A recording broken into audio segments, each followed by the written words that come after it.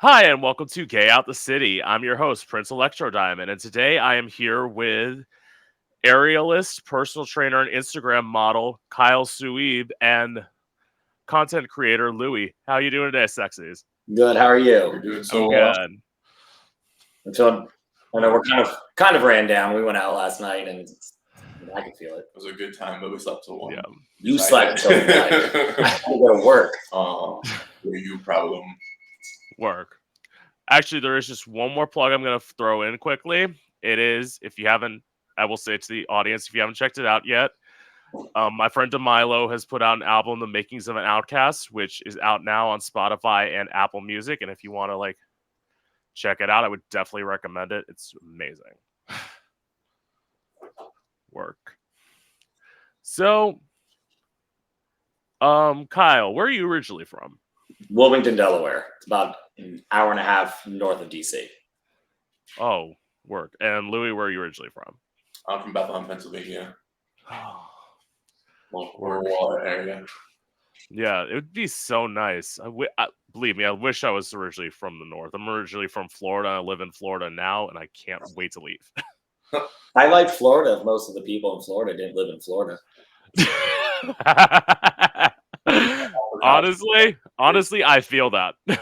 We have a blast. Like I have a great time. We'll be there for EDC Orlando. We were in Fort Lauderdale for my birthday, and Yeah. I love the weather. I like most of the people. I like most of the gays there, but really, if most of the people just left Florida, Florida would be great. And you're talking about I'd say Orlando, Fort Lauderdale, and Miami are the three liberal parts of Florida. And they're not even that liberal. Well, compared to the rest of the state.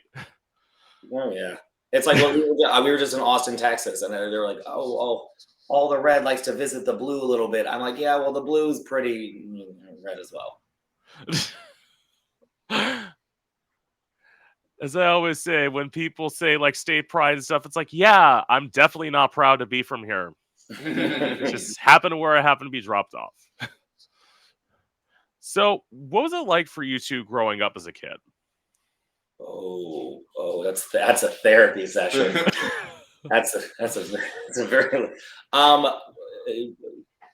mine wasn't the greatest story. It was a dad died when I was very, very young. He wasn't the best person, and then my mom kind of remarried, and my stepfather was definitely a much worse person. Oh God. But he gave me two sisters, both of them who are practically geniuses, both all-star athletes. However, my brother and I had just a harder time. I was definitely I would just say block between his abusiveness and the rest of my family. But then the moment I was able to leave, I was like, deuces, I'm gone. And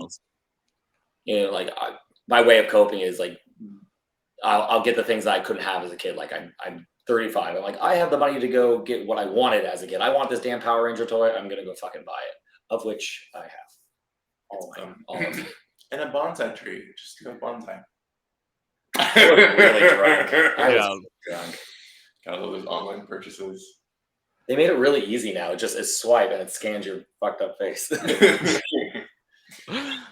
Yeah, I mean, I would say honestly, not all people's childhoods are that bad, but I would say any queer person doesn't have the greatest childhood because I would say definitely something that I noticed about myself is I was very, very angry as a kid. I think it's because I didn't know who I was.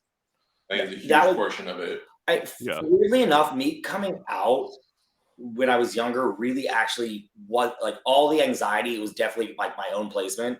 I made the mistake of Googling coming out stories, and I was like, I'm going to die in an alley somewhere. I'm going to be hauled off and killed. And it was just Google spitting out the worst of the worst. Even my psychotic stepfather, they were all pretty supportive. Okay.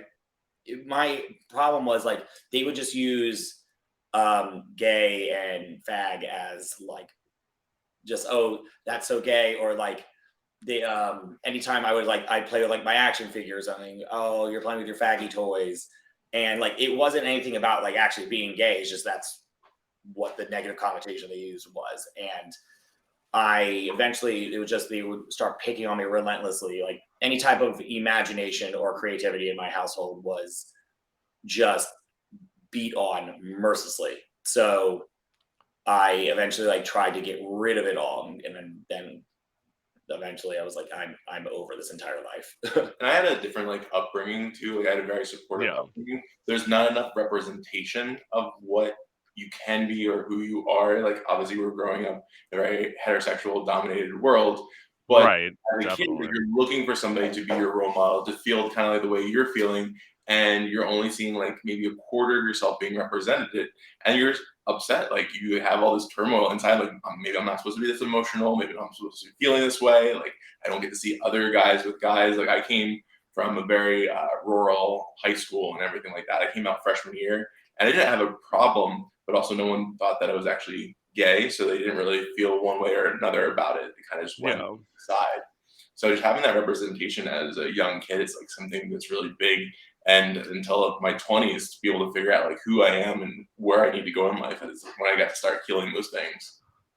Because I mean, first of all, I totally get that, because it's like I would say even after I came out, so I came out at 18, I didn't think I've truly like started knowing who I was, so I was like 2021. And like Yeah. Most kids start that right like through puberty and everything like that when they're just like discovering themselves. I mean, the entire like work process, no one knows who they actually are until a lot later in life, but they get to start younger. Yeah, I came out junior year of college, and even I didn't really like understand what being gay was or who I was much after that. Like I would think I was more insane post college. I'm actually quite a total mess. I really didn't like really discover myself or what I was like doing until maybe around 26. Even memories in the past few years too, of just like not feeling like you had to stay in your own box, because that was a big thing. I'm a very flamboyant person of let's go try new things, let's see how to push the boundaries of this. He's like, you can't do that, you have to stay right here. I'm like, why? Why do we have to? We can do it actually exactly. Where people just floating on a big rock in the middle of space, if that can happen, anything can happen. So exactly, do what you want, who the fuck cares? I would say overall I had a problem with my coming out. It was not family though, so like I would say in some ways I was fortunate, because I only had to come out to one parent, because I came out 4 months after my mom died. So it was just having to come out to like my dad and my older sister, who were both accepting. I came out to a youth minister, which was a mistake, because I told him about this performance idea I had with a knife, because I'm dramatic, obviously. And like, so he left the room. He came back in about 10 minutes later. He said, you have one of two options. Either I'm calling the cops or you're coming with me. Calling the cops? Yeah. So I went with him to get a psych eval. I passed it. He lied to make it seem like I was lying. And as a result, I got locked in a mental institution for 64 hours. Holy. Because it's what God wanted. Exactly. Religious people love you. No. I dropped the Torah when I was 10. They handed me a 125-pound scroll, and I dropped it down the stairs. And God was like, bag it. But as I said that. Sorry, go ahead. Yeah. You're good. As I said, that was my start of the arc out, because I held on for 2 more years, and I realized I'm like, no, y'all fucking hate me. I gotta leave. Yeah, I got pulled out of the closet because of AOL chat rooms. I don't know if you remember those back in the day, but I had my account locked, and it sent all the messages that were in the chat room to my mother. So she had to read all these while I was 14. She's like, this is ridiculous. I mean, obviously she was more worried about my safety and all of that. Yeah. These are predators. These are all this and that, and had no clue at a young age.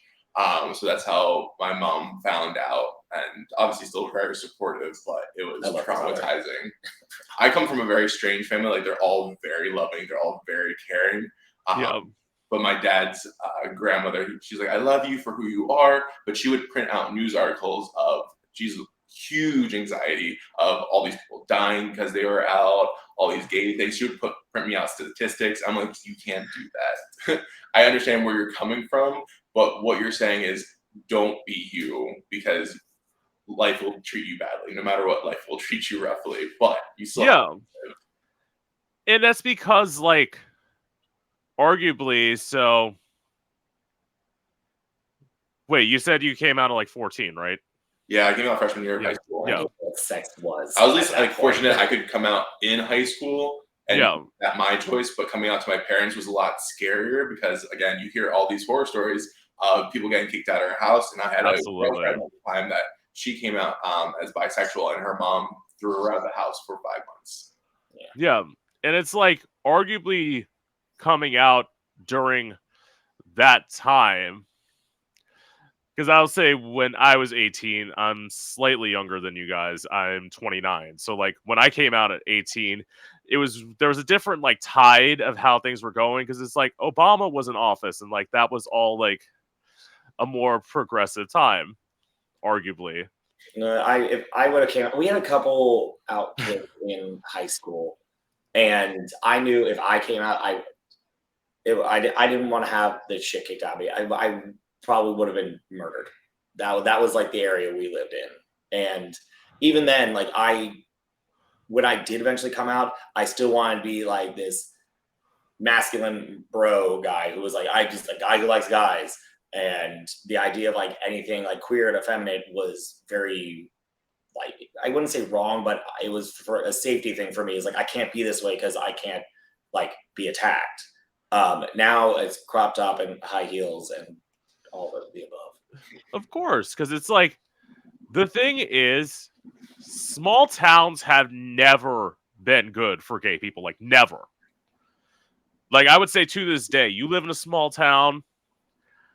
I literally know that because, like, as I said, in Florida, nearest city is West Palm Beach, and that's an hour away. So, like, being in a small town. To, like, educate the populace, because when you are in a small town, you're the only point of contact that they have to say, oh, that's what a gay person is, and that becomes the stereotype of, this is just it. This is the only part of it, and such a wide scale that they don't get.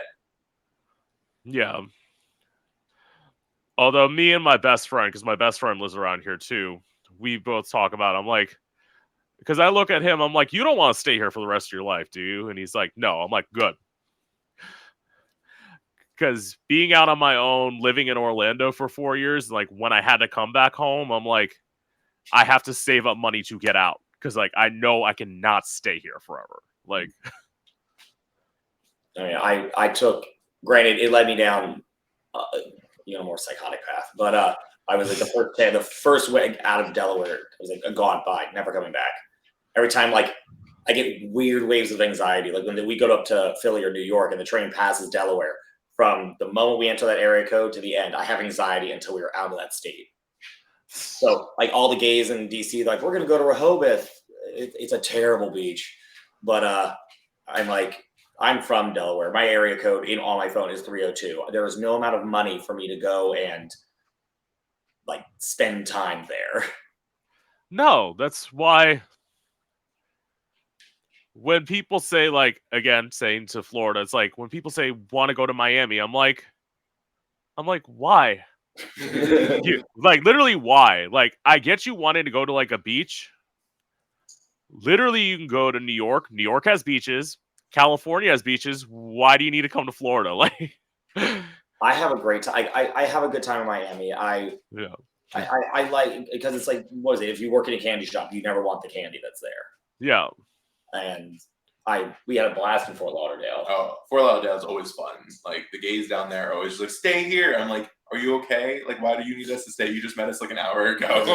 Well, because we've noticed, like, gays in any of the Florida cities, Austin, Texas, a lot of our friends in Austin, it's like, we need more gays to move here to change the vote. I mean, we're not changing the vote. I promise you. us moving there is not going to change a goddamn thing. Yeah, definitely. Because do you want to be on? Do you want attention? Do you want to be on the camera? Because yeah, you won't change anything. So like the notion of just move to a red state, taxes are lower, everything's like that. It's like,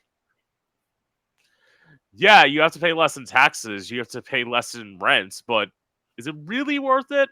I mean, we talked about it because there was a small stint where like we might move to Austin. And we're like, we can't move to a place where God forbid something happened to you, and legally they can turn me away because they don't recognize our relationship, our partnership.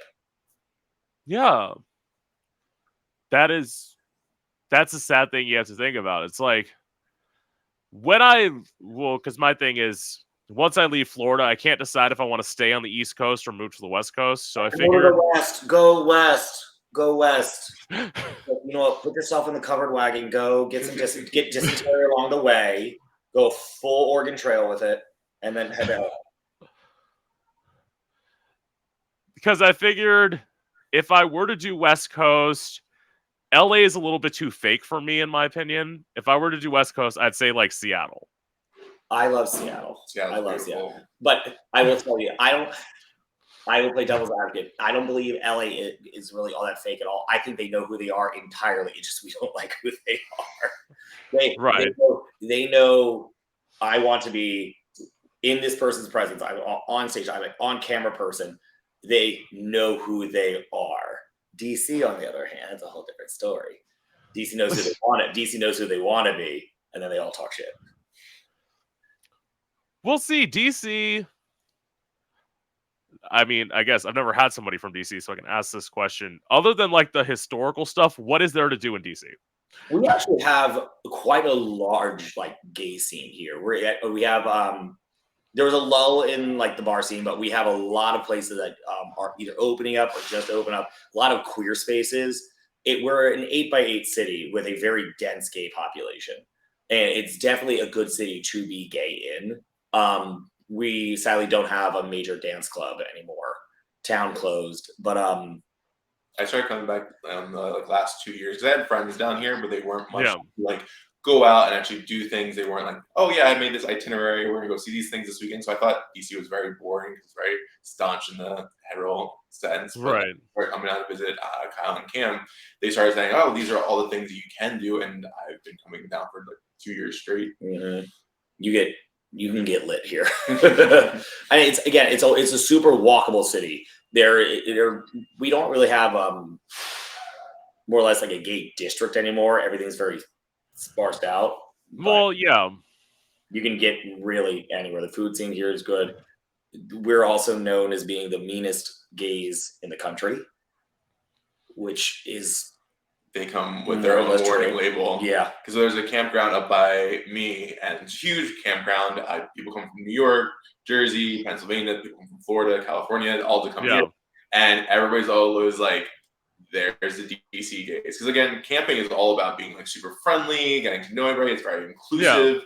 All the areas. The DC gays just are the only ones that don't quite get it. And they try to use their personality architecture there, and like, no, that doesn't apply here. It doesn't make you a cool girl. It doesn't make you fit in any faster. And they usually find out and sometimes apologize. Be like, I'm so used to just being like this in my space. So it's a lot different than when it is so accepting. I've traveled abroad before and like, oh, you're from DC. I'm like, no, time out. It's just my address. Yeah, because it's like when people talk about like, granted, you say DC gays are mean. There are mean gays everywhere. Like, yeah, we're naturally mean. I would like to say we're just smarter than straight people. That's why it's like, whenever I like make a shady comment, I always feel like I have to tell straight people, I'm like, I'm joking. Like, calm down. I love what does that mean? Because I love being a part of a culture where I can say I'm living and I'm dying, and I mean the exact same thing. I love it. I forget also that like breeders cringe when someone will yell the word cunt. And I'm like, oh wait, that's a bad word for you. You don't have the right to say Yeah, that. I was like, oh shit. Or I'll talk to like one of my friends. I'm like, oh my god, we're just a bunch of faggots out doing this. And I'm like, when straight people hear like us say faggot, they're like, what? We took that word back. I'm like, yeah. I was like, please. That holds no power. For we walk the dogs, and someone will yell, "Oh, faggot!" out the car window, and I'm like, oh man. Trevor. Oh no, either that or it's a straight person. I'm like, yes, faggot is still. We use it as us, but when they hear that people are still yelling that at us, everyone's like, that's real. I'm like, yes, this is a real thing. It is an occurrence every day, and that's the lowest. It's like, bitch, please. It's like one of those things where it's like, yeah, that's my friend. Mm-hmm. Like, I know faggotry about everywhere I go. I will say it is so hard being around straight people, because I will say I used to work near someone who was like bisexual, and then that was like great. I never had like a gay coworker before, or like a queer coworker, and then like all of a sudden she quits to like work at home job. I'm like, why are you leaving me? Like, I need you. I have a really bad tendency to be in like a straight or like a heterosexual setting, and then I'll start drinking, and I'm like, you know what? Fuck you, straight people. And I just we should just have random acts of hate on straight people. For everyone who's watching this, I don't believe that. Please don't do not cancel me. But I'm like, you know what? There are these random gays get beat up outside the bars. I'm like, let's just go pick some terrible looking white person, throw a brick at them. Do it. And I'm over the whole let's take the high road, because it doesn't exist anymore. Well, my boyfriend's like, you're gonna get us killed. I swear to God, because we're in a beer hall of all terrible places. And I'm like, let's just go hate crime straight people. Again, please don't cancel me. Yeah, it's like, and it's also to like shit that they say, like certain things that happen, like everyone's like, they feel like it's okay to feel like, oh, you're in a queer space, you can sexually harass somebody. No, like, I someone needs to tell the gays that. Know the truth. I find that having heterosexual women, cisgender women, in a queer space gives some of them some rights and power that they do not have. I'm like, someone will come up, like grab like my dick or my ass. I'm like, how about I punch you in the fucking tit? Like, no matter what. I'm like, I was like, where is that? If I went up and did that to you, your giant boyfriend would snap me in fucking half. Right. Like, yeah, I'm like, absolutely not. I also, DC has a very beautiful, like, heterosexual, like, female population, but the straight men are so fucking horrible and ugly. They all look like angry runners. That's like the only way I could describe DC. They all look like hungry, upset runners at 6 a.m. during a normal day. And I'm like, I look at her. I'm like, what's your confidence level at right now? Does he have a lot of money? Is his dick big? Because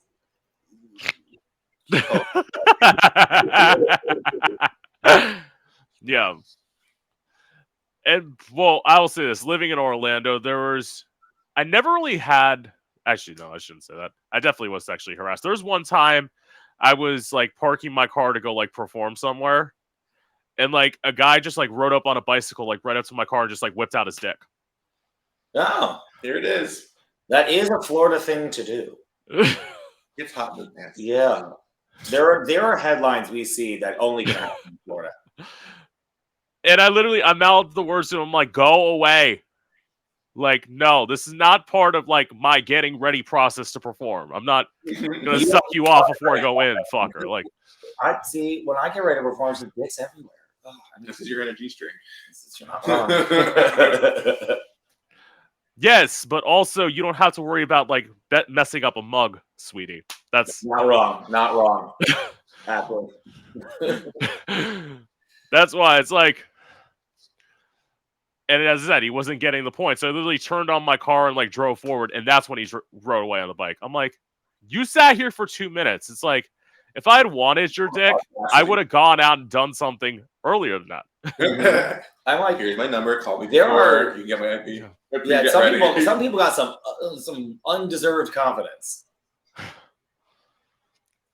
Well, it's because it was a black guy, and like I know black guys are into me, but like still, like time and place, bitch. Like, You like this?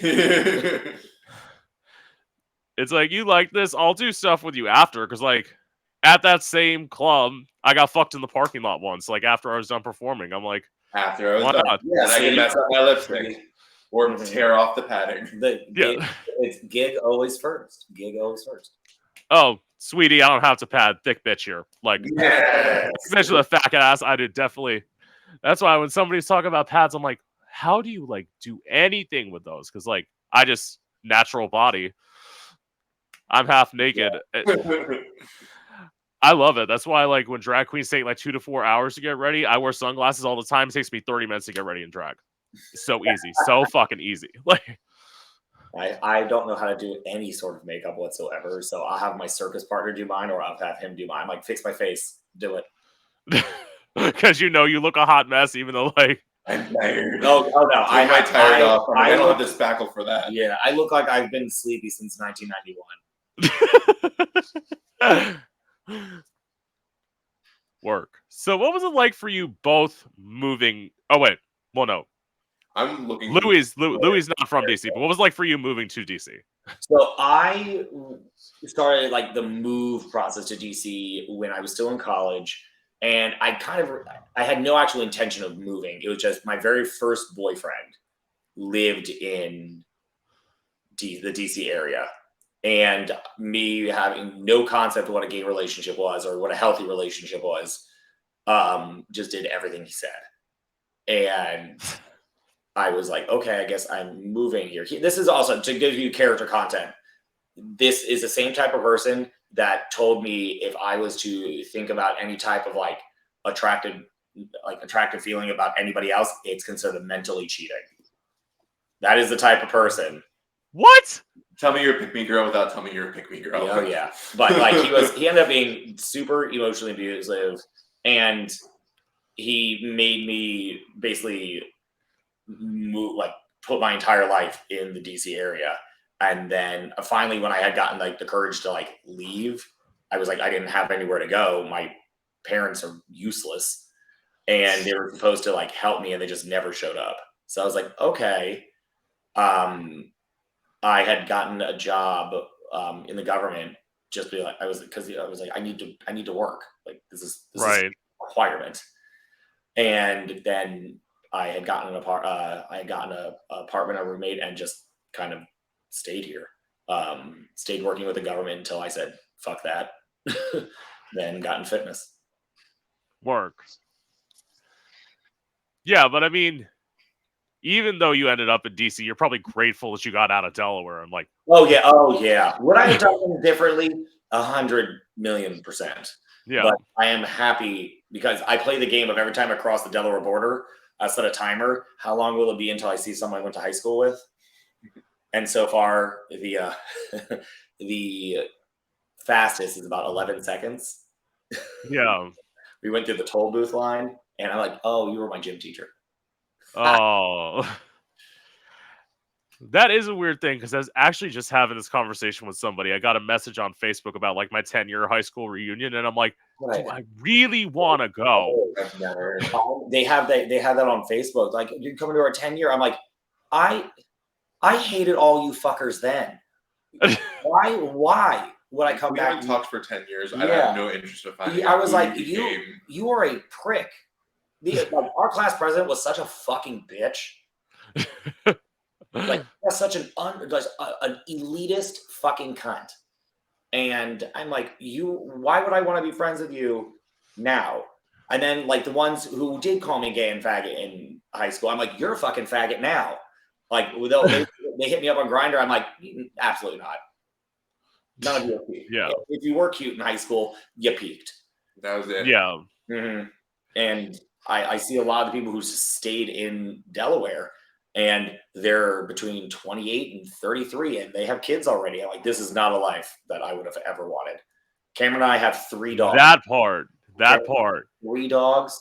That is more commitment than a wedding ring could ever possibly be. Right. Still want a ring. People get so. Still. See, my thing is, if I were to do it, I would honestly only show up in drag, just like make a statement and be like the center of attention. That's the only reason I would do it. Yeah, do it. It is the right way to do it. There's no rules. There are.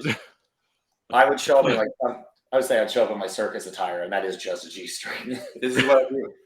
Like I was a nerdy little kid in high school, and I was on the stage crew for like our musicals because I always wanted to be on the stage. This voice can't sing, but like I always wanted to be on stage, but I was so afraid of it because I was already picked on enough, and I was already just so abused at home for doing anything creative that I didn't want anymore. So I chose to be like on the sound team. That way I can know everyone's lines in the show. I can while they're singing it, I can sing it in my head. Like I had that, and I would just go home and just recite everything because that was like the closest I felt I could get to it. Right. And it's a good thing you know that about yourself, because there are some gays who believe I can do music. No. No. I don't know. This is my gay card I should do. You should see us at show tunes. That self-awareness flies out the window. Oh, when you're playing Disney after 3 cocktails and you're just like, yep, I know every word. Should we do it and sing it out loud? Absolutely not. Will we? Yeah. Absolutely, with choreography. We go to what's the bar? Tavern. We go to Tavern in Philly, and every time we show up there together, the bartenders, and usually the ones who go there, it's an utterable groan. They all just. Ugh. There's a video of me picking Kyle up in the middle of the dance floor to "My Heart Will Go On" for Titanic. Him. And we irritate everyone so much. See, I'm saying that for some of you. I actually am a musician. I actually can sing, so like, I will do it, but just know that if you are performing around me and you suck, I wear sunglasses so you can't see how my eyes look. Mm-hmm. But that's a time where you lower the sunglasses, like you've earned this. The show tunes, and he can sing. And I was like, I'm just gonna harmonize with you and pretend, okay? He's like, okay, baby. Yeah, I was like, you have a very strong voice. I'm gonna be the background here. That's actually just not singing at all. My circus partner's now husband, beautiful drag queen. He sings live, and I'll be like butchering a song. I'm like, David, come here and just sing this and let me pretend it's me. See, work. Like, I will say that, like, as a drag queen who sings live, it's honestly why I don't get booked much, because I had a gay person tell me they let me perform there once, and I went to try and go back and perform at their club. It ended up closing down. They're like, "Oh, you sing live, you don't do drag." I'm like, sweetie, you're gonna tell me what drag is? Mm-hmm. This is the ultimate lip sync. Let me guess. Was it a tiny little twink with a bad attitude? Tiny, yes. Twink, no. But yes. There's nothing more dangerous than an empowered twink. You're right. Why do we let the twinks rule anything? Because they're angry and hungry. They just need to eat. Like Danny came to mind. Eat it. You'll be fine. Have a chicken nugget. But they don't, because they want to look like Well, crap. I was gonna say Paris Hilton. I don't know any younger, like. That's how I can tell I'm getting old. Like, Paris Hilton is like an idea of like a modern reference for me. It is like they do just chase that forever, and then they find out that expires. There's an expiration date to twink. Mm-hmm. Yeah, it's twonk, and then it's sad. The star just goes out. Your gay star is fading, girl. That's why I say, like, in some ways I'm grateful that I'm like thicker and like I have a type of guy who's into me, because it's like I can get old and you'll have no problem with me getting older. And I'm fine with that. I think it's funny when like I'll meet some twink that's like, oh, I'm this big strict top. I'm like, I'll crush you with my pinky. You're as big as my leg. And also it's like anyone who thinks like, oh, they're ugly if they're over 25. I'm like, good luck till you're there, girl. Like, just fucking wait. If someone like they're gonna do like guys like we'll be out and someone says, oh, I'm like 23, and I'm like, no. What color? What type of game? What type was your first Game Boy? Please tell me. And if it is anything, if it's anything like after a Game Boy Advanced, I'm like, absolutely not. He used to have the old gray brick. I had the brick one. Yeah, you played Tetris all the time. Do you want to be on camera too? Is this what we need? Yeah, I'd love some. This We'll is die without it. Yeah, I know. Okay. This is our twink. Yeah. Go that way. He's very fluffy. We all wear fur coats. He is not. That's my son. Because there is like a certain point where it's like you think that in the moment, and it's like my thing was realizing it's like, oh, white gays are the only ones who think like this. Like Black and Latino guys don't give a damn. I'm gonna head towards you guys. Like, oh yeah, my boyfriend hates when I say it, but I'm into like much like thicker guys, and so I'm like, well, I'm into you, and you're thick, and then he wants to throw something. His ass is like beautiful. Yeah, big ass. Cameron.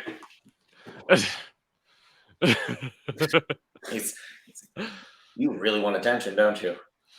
The Huskies are starting to surround us. Yeah. I remember my like twink period because I'm 5'11" and I'm supposed to be a huskier guy. And I looked like a lollipop back when I was 19. Big old head. 5'11". And hair. Okay. You let me finish. I narrowed myself so skinny. I had a big old head and a stick body. I'm like, this is terrible. And I finally found burgers and I was like, this tastes like home. And I was go ahead. Yeah, I had that unrealistic like weight because the thing is like I'm also not only am I a big bitch, but I'm also tall. I'm 6'3". Like my crazy imagination thought you should weigh 150 pounds. I'm like, how is that healthy at all? Yeah, I was in college. I was a lightweight rower my like early years, and we had to stay 150, 155, and I had no concept. Like I had no concept of what like health was. So I'm like eating diet pills and like monitoring like food and like chewing gum just to spit out because it was either I stay like a stronger lightweight or be a really like heavyweight. I'm like, no. Yeah. Also, I have in my like now that I'm in fitness, one thing I've learned that no high school coach and hardly any college coach has any concept of what good health is. And so I was like, okay, well, this is definitely not the way to live. Well, you also know that because like those like BMI charts are usually not accurate for everybody. I've been obese my entire life. Yeah, I technically the BMI says I'm obese. Yeah, and it's like that's why when people say like you have to be this weight, I'm like, no, I'm the weight that I'm at. I'm gonna work out, like try and change it, but it's like I've just naturally been a bigger person all my life. I've just learned to accept it. Like 165 and I'm 225 right now, I would look sickly. Yeah, And even if you could be a bigger person and still be healthy as hell. Like one of my friends, she is a plus size model, pole dancer, and she's much bigger than I am, much stronger than I am. And super talented, like in the circus field, and she's incredible. You can be a bigger person and still be healthy. It's just like you can. I mean, you can be a bigger and unhealthy, but that's also like being a very small person and very unhealthy. There's extremes on both sides. Totally. So, Kyle, what made you want to become an aerialist? I had I didn't actually go, I want to be an aerialist. I was in the fitness industry in DC.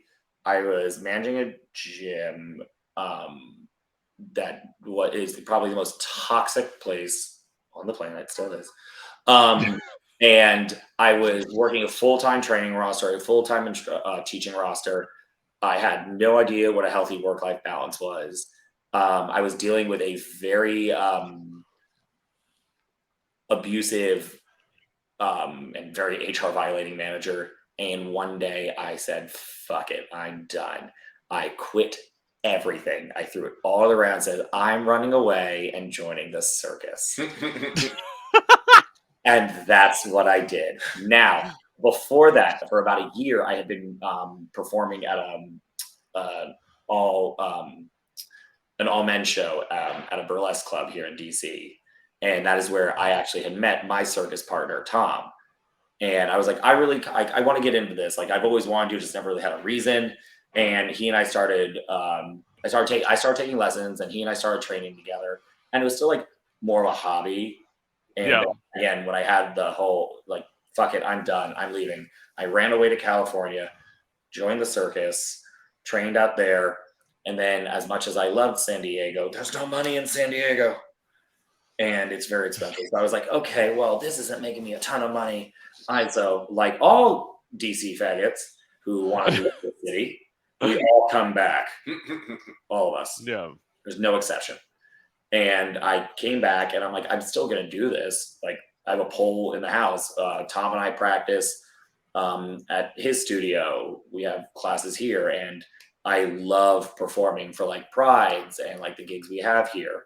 So that was like, and how I actually still got into like that burlesque show. I was dating a guy in Orlando, and we had just gotten back from Lanuba, the Cirque show that's there, or was there. Yeah. And I had just gotten this random ass Facebook message. You should come and audition here. I'm like, this is spam, or this is phishing. I'm gonna die. And that's literally my thought process and everything. Gonna die. And one of my other buddies who had just gotten an audition for a show in Vegas, he was like, go to the audition. What can I do? What can they do? So I went to this audition, and I'm with like these beautiful, beautiful guys. And one of the guys like, I've danced for Rihanna. I've danced for Taylor Swift, Beyonce. I'm like, I did ballroom in college. So we were doing the auditions, and you can ask him when we're doing the Reels video, I can't pick up choreography quickly. It's so bad. Like, when people are like, 1, 2, 3, 4, do it, I'm like, 1. And then we'll come after 1. 2. Like, I cannot hold on to it. And so it takes me a little bit longer. So we're doing all this choreography. I was like, can I just show you what I know how to do? And I grabbed a friend that had come with me. I was like, we're going to just do a basic foxtrot. There it is. And that's how I got that. That's how I got that gig. And then this stuff just came through that. And he's a beautiful performer. We've seen countless shows. Him and his partner do incredible work. Yeah. As I say, I get that not picking up choreography thing. I can't either. Like, part of the reason I didn't really do Reels or TikTok. Well, I still don't do TikTok, but like, I didn't do Reels because that's how it got big. Everyone's doing like the TikTok dances, and I'm like, yo, that looks really cool, but I can't. And then I realized, I was like, oh, who the fuck cares? No one. No, and plus, like, standing out is better anyway. So if you were to like do something that nobody's ever seen before, like it's taken me a while to be like own the stupid. And when someone's like, oh well, why is it that way? I'm like, thank you for paying enough attention to that video that you had to comment, which is engagement, and then I had to respond, which is even more engagement. You're helping. You're making it better. Thank you. And there's so many people out there that will love your stupid. Yes. See, I wish I had that mentality. I don't. The minute I see I see something hateful, I block somebody. It's like, oh, you have to. Don't read the comments. Don't read the comments. Don't read the comments. And then I read the like my boyfriend had to like make sure I wasn't like getting up and checking things. Like, the first thing I did in the day was that and watch CNN. Ruined the whole day by 8:00. Yeah. And it's like, you eventually become stronger to it. Like, I will say when I do read it, it's like, the last hateful thing somebody said about me, it was like, I did a cover of like, I Touched Myself by Divinalist, and somebody said like, it's a good thing you do because nobody else is going to. And it's like, block, delete. I don't need that in my life. The Like, thing about it is that it's not truth. Like, it doesn't change anything. It doesn't Yeah. make you redefine yourself because somebody else said this, because no. it has touched you. Somebody still enjoys touching you, and it probably will be back in that parking lot. Yeah. I have Exactly. the mentality of like when some like, and it's definitely, we can always link it back to some childhood trauma where I was so picked on by the people that I was supposed to be close with, and for the longest time, I wanted them to feel how they made me feel. So when someone would comment something, I'm like, no, I need to drag you down to the level that I know you're at. But that never happens. That never is the case. Well, so big of a projection of yourself, of that's why you're putting it out in your universe. Because once you start not caring, Exactly. this isn't my truth. This is not what I'm projecting. We all have our insecurities. We all have things that we're working on. And half the time they're like, I wish I had that ability to put myself out there, because nobody wants to put themselves out there because they're afraid of being ridiculed. But all you're doing is triggering somebody else's like demons. And then even more, it's when you don't acknowledge it, or when someone says like when I'm like, you know what, my body looks great. And when you exude that confidence, or someone tries to come at you, the best thing to do, make fun of yourself. Self-deprecation is my favorite humor, and it makes other people so fucking uncomfortable and so like angry because they'll try to come at you. I'm like, do it. There's nothing you can say to me that I have not already made fun of myself. Or just like, be the joke, like sacrifice an arm for the punchline. And when whoever's like making digs at you can't control that narrative, they implode. They implode. I also have a very big rule now. I'm like, I will always go toe to toe with somebody. Like, if you want to like throw daggers for fun, I love it. It means you and I have a mutual respect, and it is fun. It is fun. Like I love that kind of stand up too. But you can't throw daggers at me and then get super sensitive. You can't. That's the worst. You can't start off and then later on, oh, I felt bad this way. I'm like, wait, absolutely not. No. So when someone starts that, I'm like, you have two choices now. You let me know where the boundary is, because I will step over it, on it, across it, in every which direction if you do not tell me where that boundary is. And if you're sensitive about it, then let's not even go there. Let's have a donut. It's like, honestly, it's like I always say the difference is like, when you're throwing shade to somebody, if you can make them laugh in the process, you're doing the right thing. Mm-hmm. But don't start laughing and then get pissy about it later. Exactly. That part. Don't be like, oh, I'm a good vibes only. Anyone who just screams good vibes only, I'm like, you have nothing to contribute. Absolutely not. Like, like throw shade, make it funny. And if there's some truth to it, there's some truth. I sound like Fran Drescher has never stopped smoking cigarettes. That'd be too real. Mr. Sheffield. I get into Ubers, and like the Uber driver asked me if I have a cold. Drag queens ask me for cigarettes all the time. I'm like, no, this is just what I sound like. But like, I own it. If I was to do a Snatch Game, I'd be Harvey Firestein from Yes, Mark. Have you seen Jeff Goldblum? He's my son. Okay, just go along with that. So like, what can you say about me that I have not already like made fun of myself about? Yeah. And it's like, especially if you get to know somebody, it's like, okay. And sometimes I can't help it. Sometimes I just like say something, like all of a sudden, I've done it on this podcast before. It's like, I'm just talking to somebody, and then all of a sudden, like a shady line just comes out, and it's like just there, and I'm like, they're laughing though, so that's a good thing. Like, you should hear my boyfriend. You should hear my boyfriend. Like, he does it like so unintentionally, and he'll say something that is the most eviscerating thing, but the person laughs, and they're like, "Wait, what?" Like he has made it into an art form. Of course, I had to, because like I had a shady sister, so at some point I just had to learn to like start like. I'm like, oh, You're gonna wear that? Okay. I guess we'll go. My mother showed up to me one day, and she was in horizontal stripes and cargo pants. I said, "You will get back in that fucking house, and you will change." I will not. I also, I have no idea where I have any of the audacity to speak about anyone's fashion sense. I'm in sweatpants and a tank top 99% of the time. I wear gym clothing to formal occasions. I have no concept of it, but I have the nerve to look at something like, why? What were your choices? The gay audacity. The gay audacity. This card says I can. Yeah, and I mean, like, I get it. I dress comfortably too. Like, I work an office job, but I answer phones. Like, I'm like, why am I getting dressed up? Nobody's seeing me. I'm literally sitting behind a desk. Like, I wear t-shirts like 4 out of 5 days of the week. It's like, I don't fucking care. Like, and then comes out random occasion where like, oh, I need to be in formal attire. I'm like, fuck, I don't own anything. I don't own anything. I don't. And then they don't fit. Or the buttons are screaming.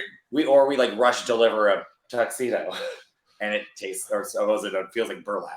Yeah, it's like, oh, okay. We did our best. We did our best.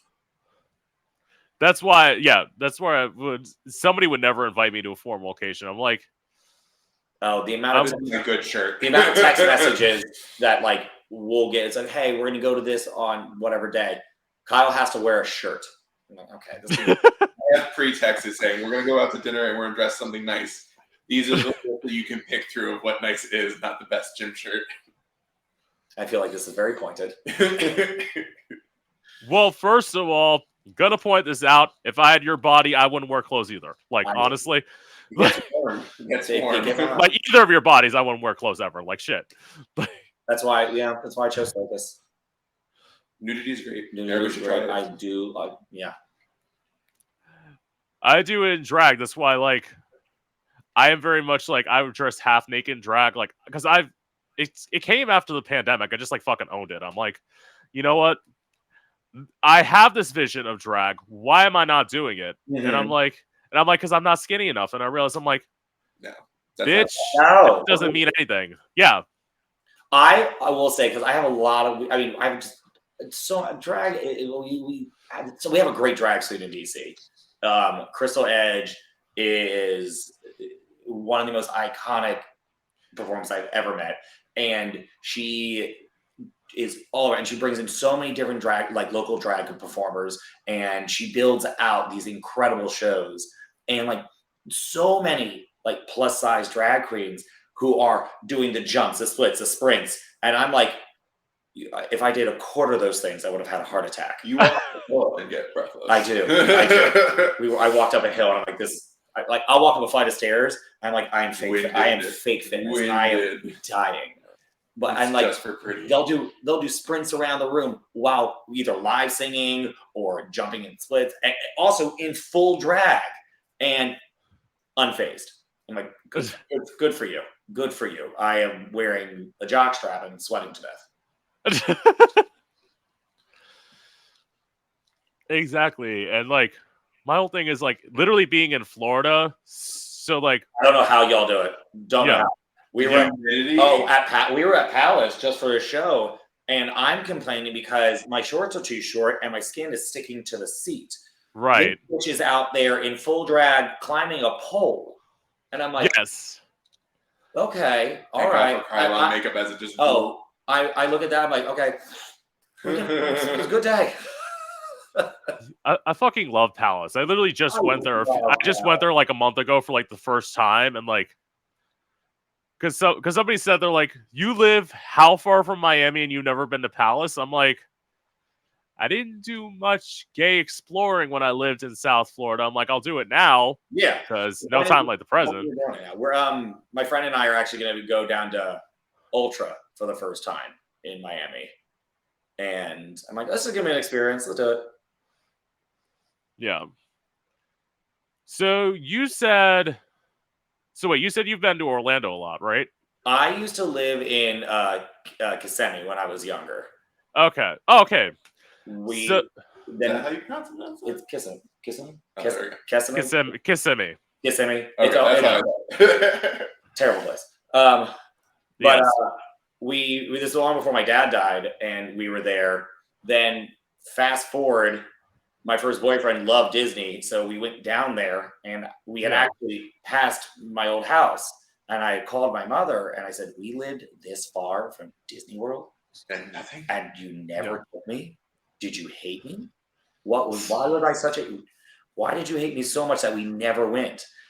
And I was like, "This is great." And then fast forward, I was dating a guy down there who worked for Universal.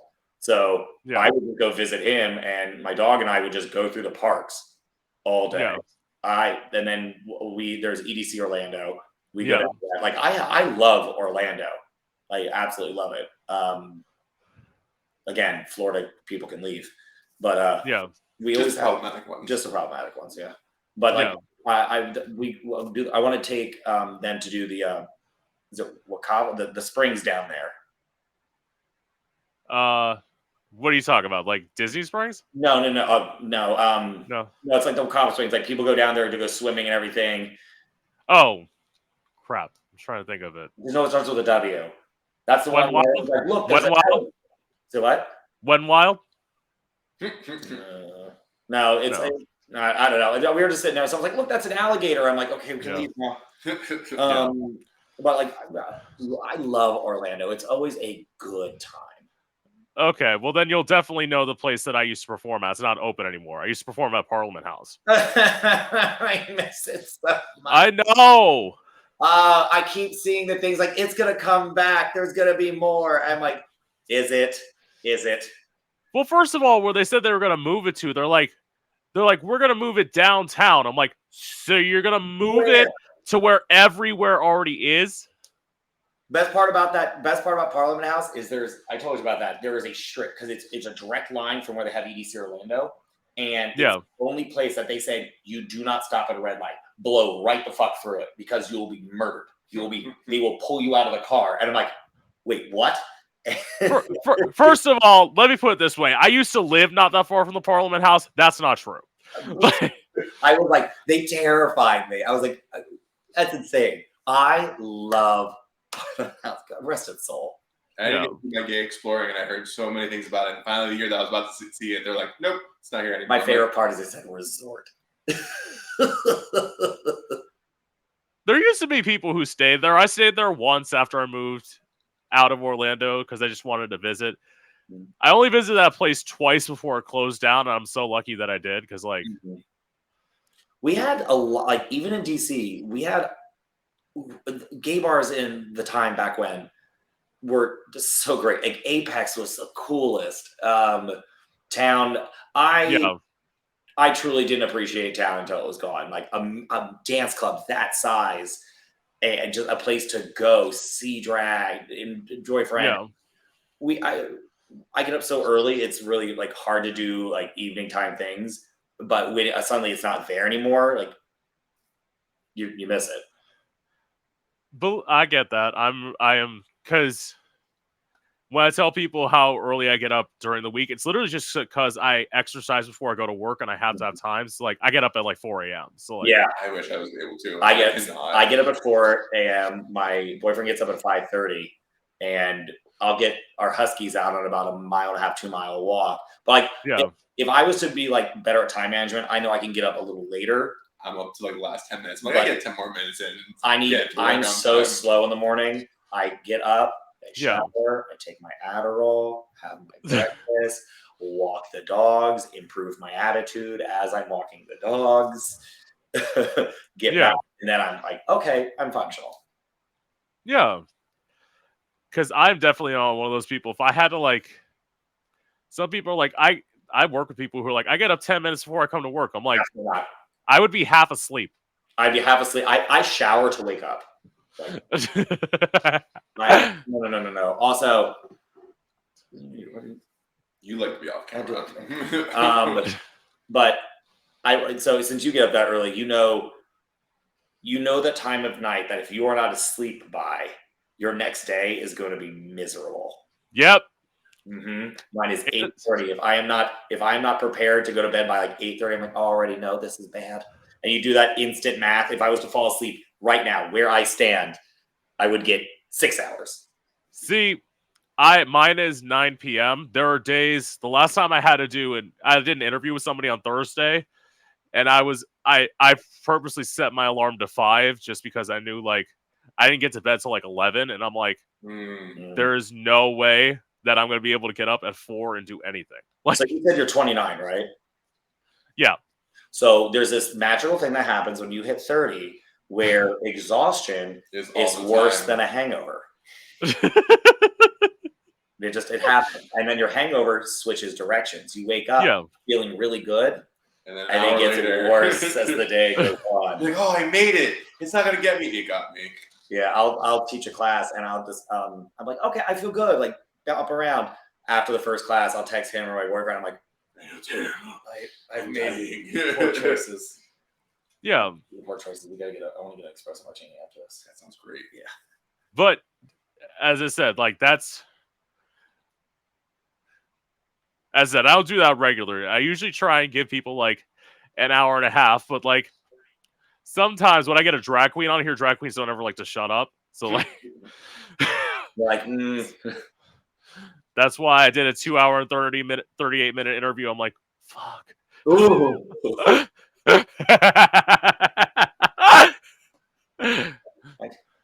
We could talk. We absolutely can. I took a monster before this, be like, okay, I'll be there. No, yeah. I got home after work. So we went out last night to like our like local EDM venue. Yeah. Around 3:30. I taught my first class at 10:30, and I got back. I was like, the moment we're done this, I'm going to lay on the couch for a little bit. You're going to bring a cocktail. And I was up by 5 yesterday to get into work early so I could get down in DC early. And we went out, had fun. As soon as I got home, I went, he's like, no, you have to go shower now. I'm like, I'm already passed out. No, you have to shower. And I was out until 1 p.m. today. He's like, get ready for the interview. I'm like, what time is it at? 2. I'm like, I had some of the people that was coaching today. Like, we saw you last night. I was like, those are sentences we don't say. You didn't lie to me. I didn't see you. Blurred vision. The best is I was in San Diego and I was doing a trapeze gig. I'm in a jock strap and I just hike my leg up over my head and I'm like doing a small spin and I look down and my client is just standing right there. I'm like hole out everything. I was like, we're closer now. I was like, cardio Monday. Got it.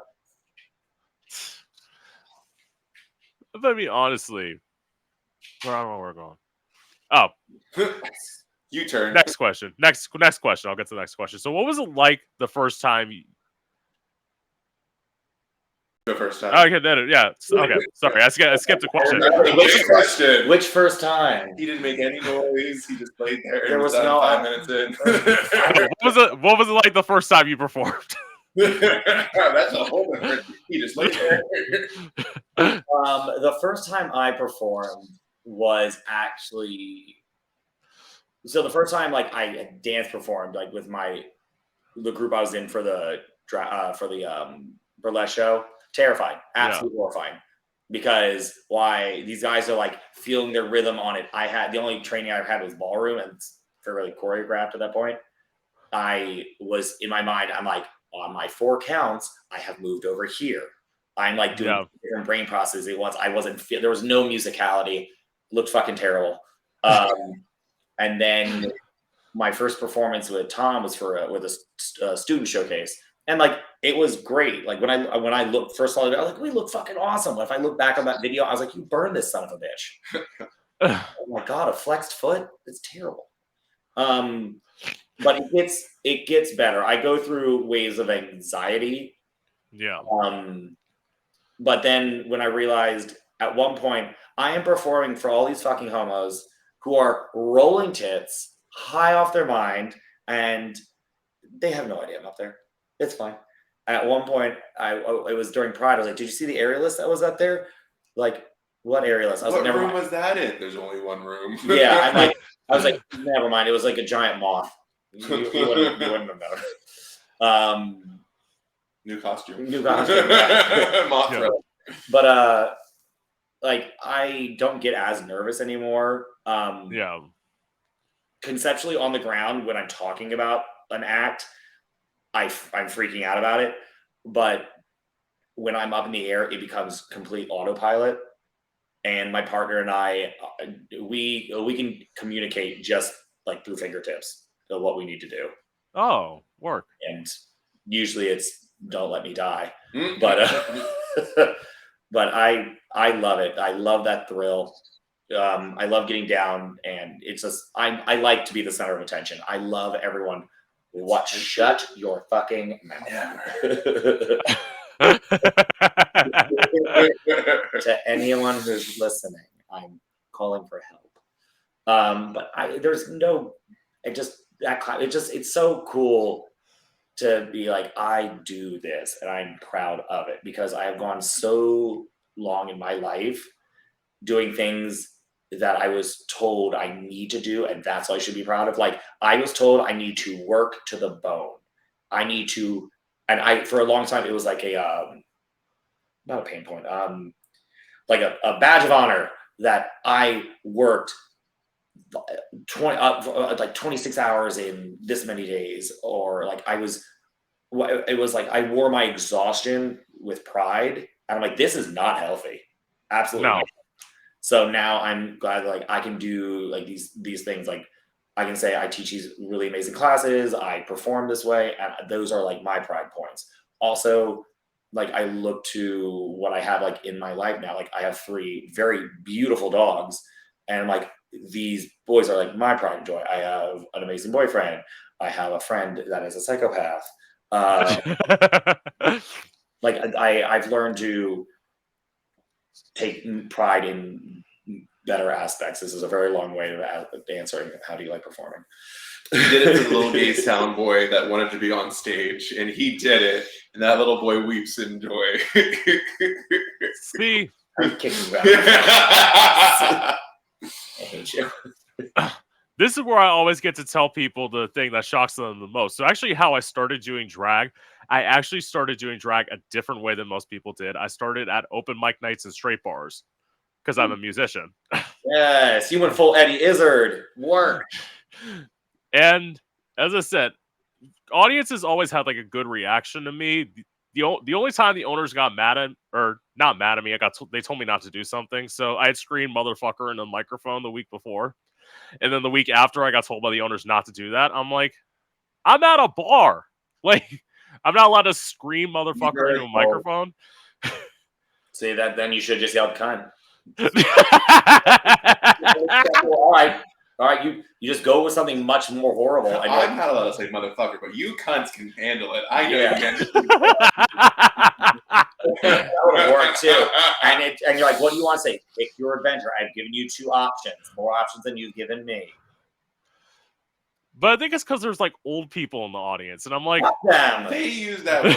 The hell with them. We're partially, actually, we're majority where we are because of them. I still think hate kind of skipped a generation because you have a lot of people who are very gay accepting grandparents. Oh, my grandmother's the best. Oh my God, she is. She is incredible. Amazing. But then you have like parents who aren't. I'm confused. Who did you wrong? Yeah, I was. It wasn't your mother. Or, for example, I would think if my dad was alive today, he would be very gay accepting. I also 100% believe my dad was gay because I just hear like different stories. I'm like, oh, dad was a homo. Absolutely. Mom was a fruit fly. Mom looked like a drag queen.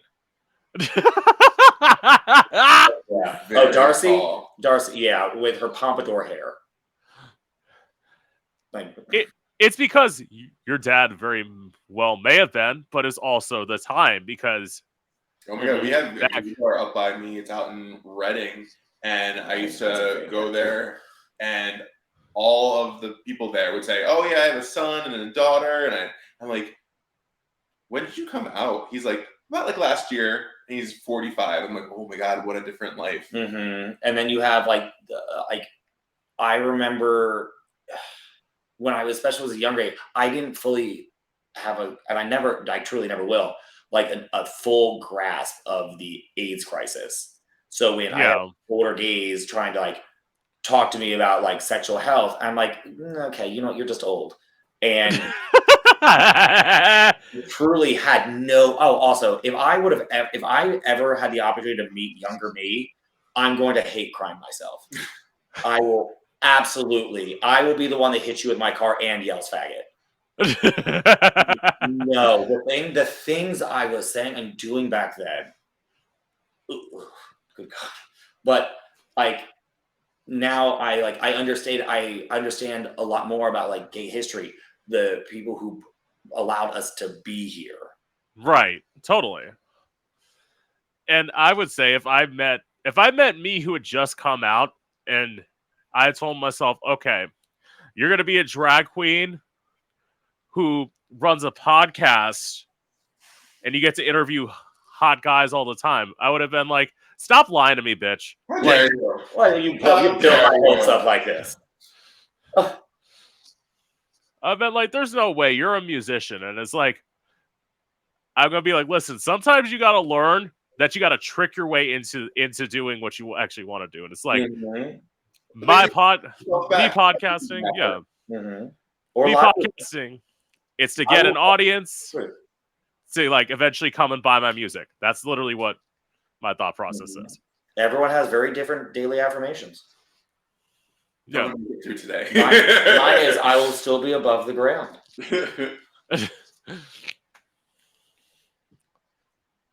Okay, so has anything ever gone wrong when you were performing, and if so, like what happened?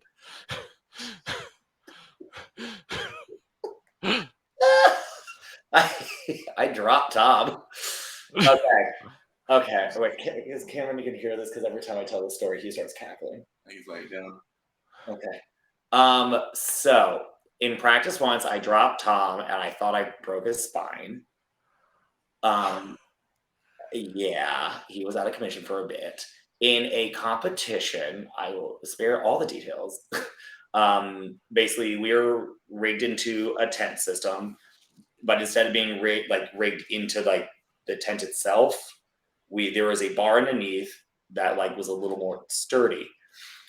I had my partner at the time, and I had thrown these moves 1,000 times. The tent had a little bit of a sway to it. Ooh. And we went to throw a move. The girl I was performing with, if I would have just left it alone, would have landed on her feet, done a back somersault, and looked stunning.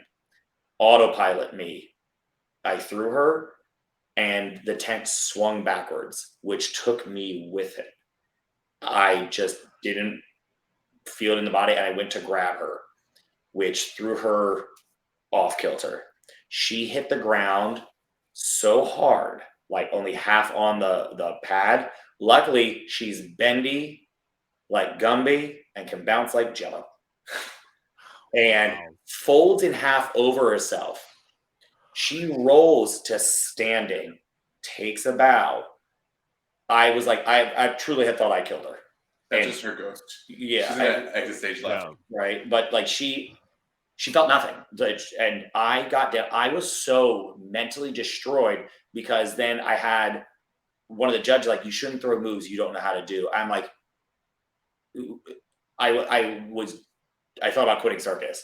But like we ended up like taking second place. But I was like, when I'm trained, when like you have a partnership with somebody, their well-being is your top priority. Tom and I, we've stopped moves before just knowing like it's not going to go well.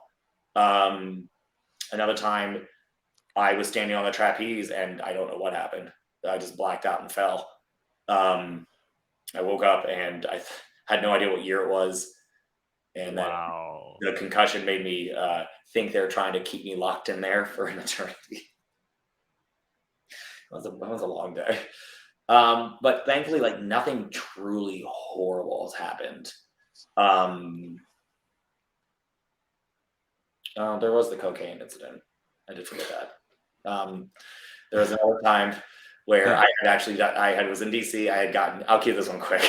I had gotten hit by a car and I had a gig in Denver and I didn't want to cancel it. So I had wrapped up all the injury and I'm at a nightclub there and I had to hide because I couldn't show them all like the missing damage. and I had a drag queen behind me who goes, "What the fuck happened to you?" I was like, "You'll tell no one anything." And so I have a very strict no substances before going up. I couldn't deal with the pain, so I railed a line of cocaine. Life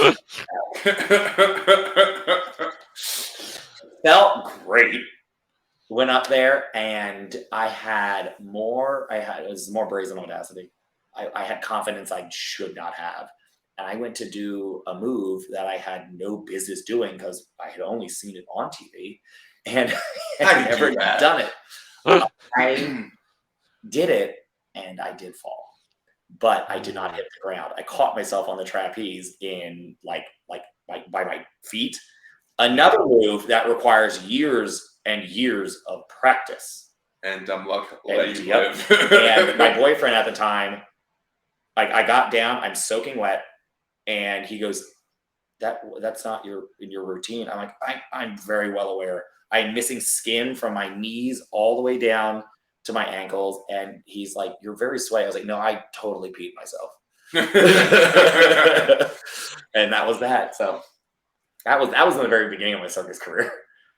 See, I've never had anything that bad. Like, obviously, of course, like any musician, I've forgotten lyrics when I'm on stage. I just try and like go with it. Add more. Yeah, make lyrics. Ones. Yeah, whatever new ones are better than the old. Yeah. One jack beat. the only time that like something like really bad happened, so I was like performing at a bar, I was just about to get off, and like the whole bottom half of the stage and the bar was black.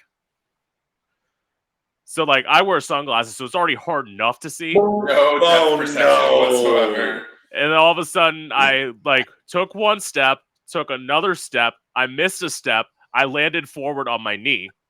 Luckily I was wearing pants, so like nothing happened, and like I broke my shoe. So like, but I still finished the night because of course. As one does. There's a drag queen up in New Jersey, Callie Couture. Oh. She is known to be a stunt queen. Like she will throw herself absolutely everywhere. And she was on the bar, I think it was like 2 weeks ago, and she was duck walking, ready to go, and then she frog jumps off because her heels slip on the paper on the bar and just ba-boom. But of course, her drag mom made it into bananas, BANANAS, and she kept doing it. So. Who's your drag mom? Ariel. Oh, I don't know if she's her drag mom, but like they always perform together. So. Oh, I talked to her the other day. I love her.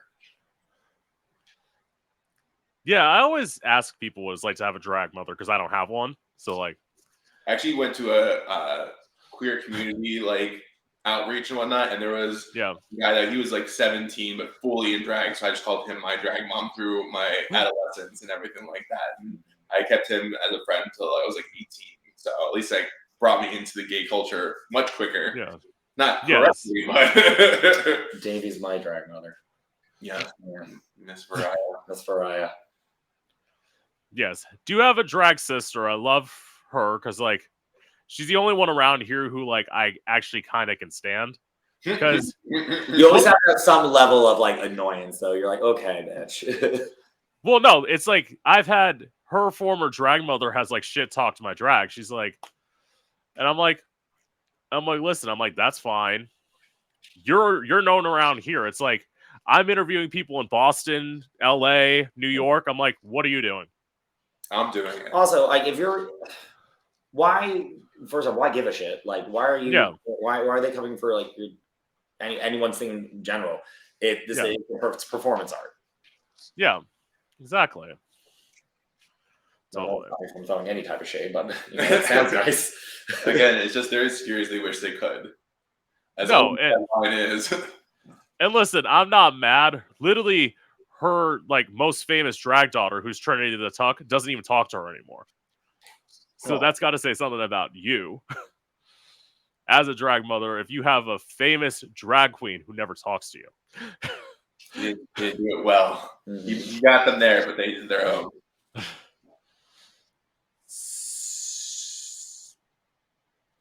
We got a leak. No, I'm reading. Oh, here we go. So when did you learn how to pole dance? It's been a few years now. Truly, it's just a lot of things I'd already learned were easily transferable. Right. So, like I learned Chinese pole in circus school, and it's literally just a much taller pole. It's like wrapped, and you can like run up it and everything. Yeah. And a lot of things you can do on like a trapeze rope, you can do on a pole. And then I started doing online training. COVID was really cool with like connecting me to people on like in like London, UK, Yeah. who do pole dancing, and I just set it up in my house. So I've been doing. You ever had a chance to look up Dan Rosen? Oh, good God. Yeah, I've done all his classes. Dr. Doug, I've trained with him. I just classes. Yeah. Classes and the need to make really stupid content.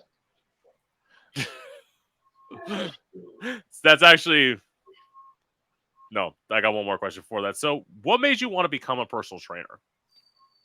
I wanted something fitnessy when I was in high school. I'd like to go into college, but my mother, in all her wisdom, was like, "No, there's no money in the fitness industry. You should definitely go into like the government." Blah blah blah. So I was like, "Okay, do that." Worked for the State Department. I hated my life, so I was like, "Let me go do something I want to do." I started teaching cycle classes, and just one thing led to another. It wasn't until maybe like 3 years in that I really like wanted to find my niche. I had a very obscure view of personal training of what fitness was. So I was Yeah. just like, go and lift weights, but I started noticing this really came from a lot of circus stuff too. Um, like people's inability to actually like work out smart, and Yeah. then they like people would see other people working and like kind of mimic it. Like if it works for them, it works for me. And I saw a lot of injuries. Then um, those people who get injured, like, oh, I tried to do like fitness stuff and I'm just never going to do it again because I hurt myself. I'm like, no, you just weren't coached correctly. And then basically, I had I had a lot of classes where I was very much like, come as you are. Like people wouldn't do classes because they felt intimidated. I'm like, if you're ever in a fitness environment that you feel bad about being there, it's not going to be, it's not the instructor. It's not right for you. You, Right. you should go in knowing you're already there for starters. That's a win in itself. And as an instructor, I am simply a guideline. You do what works best for you. If jumping isn't your thing, give me a step. Like there's always something. And I see, especially in like my morning classes, I get some of these bigger girls who have never set foot in class before. They come in, do what they can, and they feel great about it.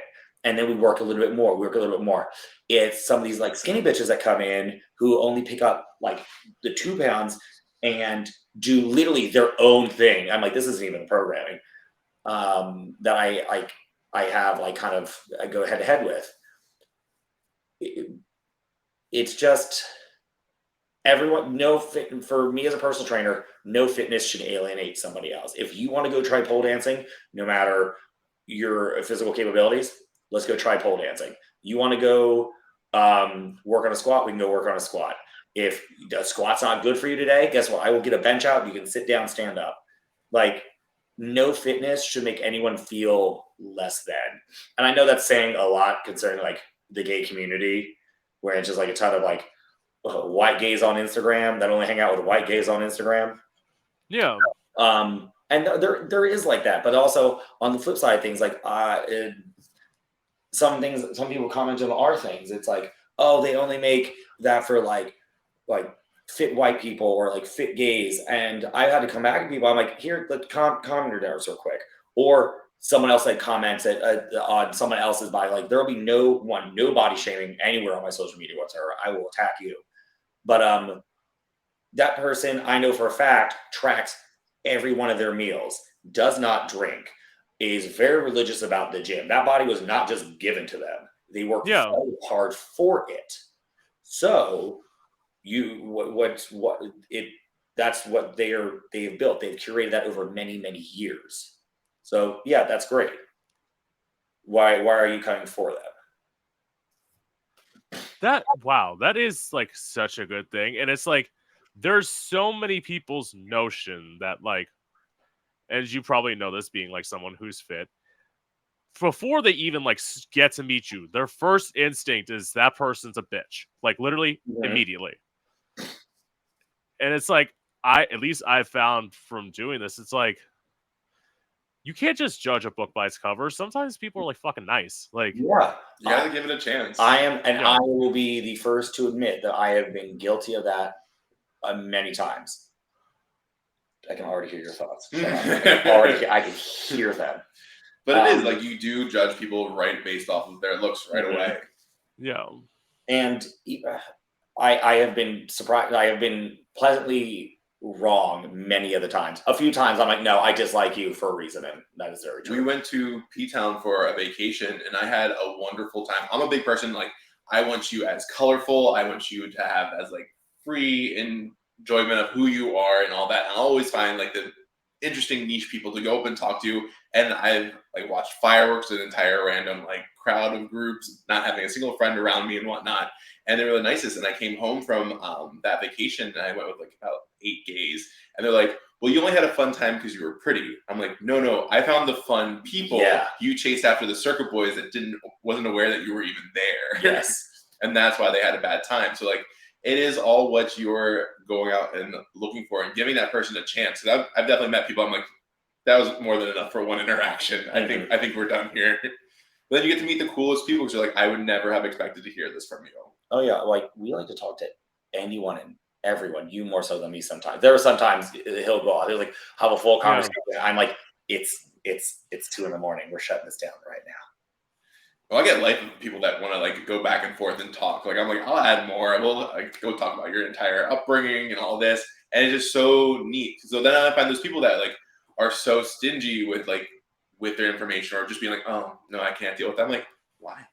Are you just not feeling good today? Is this your personality? Okay, I will. If that's your personality, let's work on a better personality. At some point, though, if we are out raging and it is in a crowd, no one wants to have a conversation in the middle of EDC jamming out with music blasting. That's the Red Bull. That's not my problem. We'll be out like hardcore dancing, and you're like people are having a conversation. I'm like, if all this music shut off right now, you'd be screaming at each other. Yeah, and it's like, first of all, that shows that like you are two extroverted people. As like a performer, I am very much an introvert. That's why like being a drag queen is great. I don't usually have to start conversations with people when I'm a drag. People just come up and talk to me, and I like it that way. Well, my boyfriend's very introverted, and we feel bad for him when he's with us. So he's like, people are coming up and saying hi to me. Why? It's exhausting. His social interaction is exhausting. I'm not that bad. Like if somebody says hi to me, there are some times where it's like I will talk to people because I will admit I have a bad memory. So like there may have been times I met you, I don't remember what your name is, but you clearly. Oh, hi, babe. It's so good seeing you. I've wondered how many times I've hung people that I've never met before, but acted like I knew them for their entire life. Then you get wild out when they have a lot of information, and you're like, oh, I guess I did have a conversation with you. The guy from the you smile and nod, smile and nod. Oh yeah, yeah, I remember that. No, I don't. Life. No, and it's like, especially being a drag queen, you meet so many people, like you just do, because everybody wants to talk, and it's like, well, first of all, I have an iconic look, wearing sunglasses, and like clearly just sets you apart from everybody else. So it's like the craziest part is when you like, I just had this discussion with somebody. If you like go up to somebody that's like clearly and like they've never seen you out of drag, and it's like it's jarring. Yeah. I used to do a game show, Spin to Win, at gay bars in Philly, and Caroline was a drag queen, and she did an amazing performance, the funniest queen ever. She is on the spot at all times, and obviously, like, I was just boy Vanna White. I would just go around and do everything, and everybody would come up and talk to me after the show, and she would be out of full drag, and they would just walk past her, not knowing at all. She's like, I did all the work. It's fine. They're not even acknowledging me. I'm like, you don't look like a woman right now. My But sister in the real world, it's the same way. but sometimes it's helpful because like there was an event that I went to. That same drag mother who I said had shadily talked to me. She was at the event that I was at. I went to go see my drag sister, who has seen me in and out of drag because like we're friends. And it's like she didn't even know who I was. And then like later on in the night, she was literally hitting on me. Incognito mode, go. And We're gonna erase that Google history. And I'm like, I'll let her do it because part of me wanted to be like, bitch, you fucking know who I am. But I'm like, no, let her do her thing. She's drunk off her ass.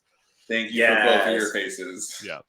Although the next, and I didn't tip her at that event because the following event I was out of drag at. She recognized who I was. I'm like, well, now I got to give this bitch money. So Yeah. I'm like, I can't like pull it off and be like, oh yeah. And she recognized me. I'm like, fuck. God damn it. But I wouldn't tip. See, the thing is, with me and tipping, I only tip big if I know somebody. Oh yeah. No, Or it was stunning. I have the polar opposite. I like have all of it. Take it all. Even if it's like meh, I'm like have it.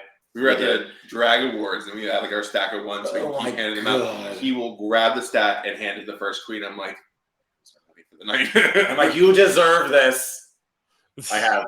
Oh yeah, and I've been in DC for 13, going on 14 years, and like most of the drag queens, like we all know each other and they know me. Yeah. And fucking Crystal knows it too, because like I'll hand her like $5 or $6, and she goes, "Absolutely not, absolutely not. Give me your fucking phone." Thank you for that my password. And she knows. She knows. She goes, "I dare you to say no to me in public. I have a microphone." Okay. This is war. See, the microphone helps. I would say that's the one thing where, like, that's why nobody's ever stolen my tips. Because, like, it's like, I would dare you to try. I'm literally singing live. So if I see you trying to grab my tip, I'm literally going to go to the DJ. I'm going to be like, stop the music. What the fuck are you doing? Mm-hmm. And I'm not afraid to do it. There's nothing scarier than a drag queen money with is a your money. microphone. Yeah. Nothing more terrifying than a drag queen with a microphone. Work. So, what made you want to start doing goofy vids on Instagram?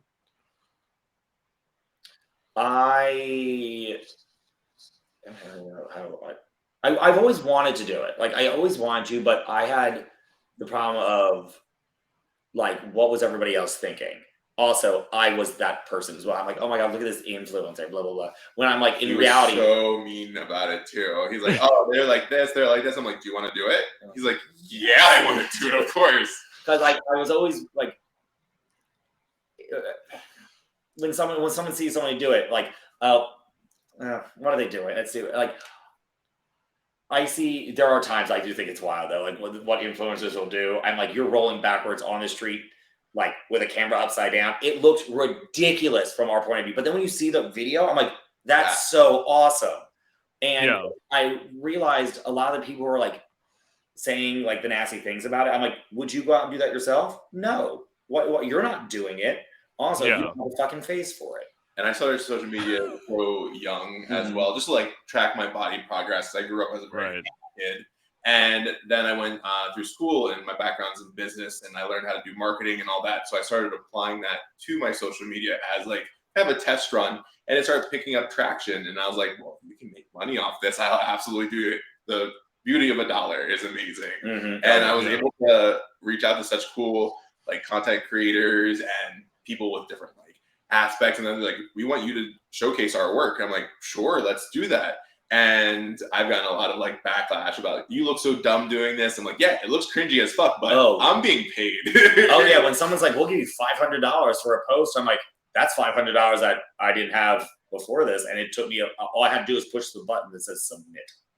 Like, and it's very freeing too, because like it's been really neat watching you transform from the very beginning of it. It is. It's a lot of fun. And some people will like roll their eyes at it, but I'm like, But I bet you at night you're just scrolling through Instagram, watching it, and that's another person did the exact same thing I was doing. Nothing on social media is original. Fuck. You're either a consumer or you're a producer. Like those are the only two aspects of it. Like you do enjoy it. And the thing was, he's like, "Oh, this looks like such a little thing," and I was like, "All right, we'll do one with me." He's like, "Oh, these are a lot of work." I'm like, "Yeah, there's a lot of effort that goes into it because then you have to edit it, make sure that it's actually." And that's only if it's like you're like going hardcore. Some of the things when I learned what a transition was and is just literally flicking the phone, I'm like, that was one of the hardest skill sets to teach. Yeah, it was. He's like, I don't understand the timing, when to put it in. It has looked so like laggy. And like I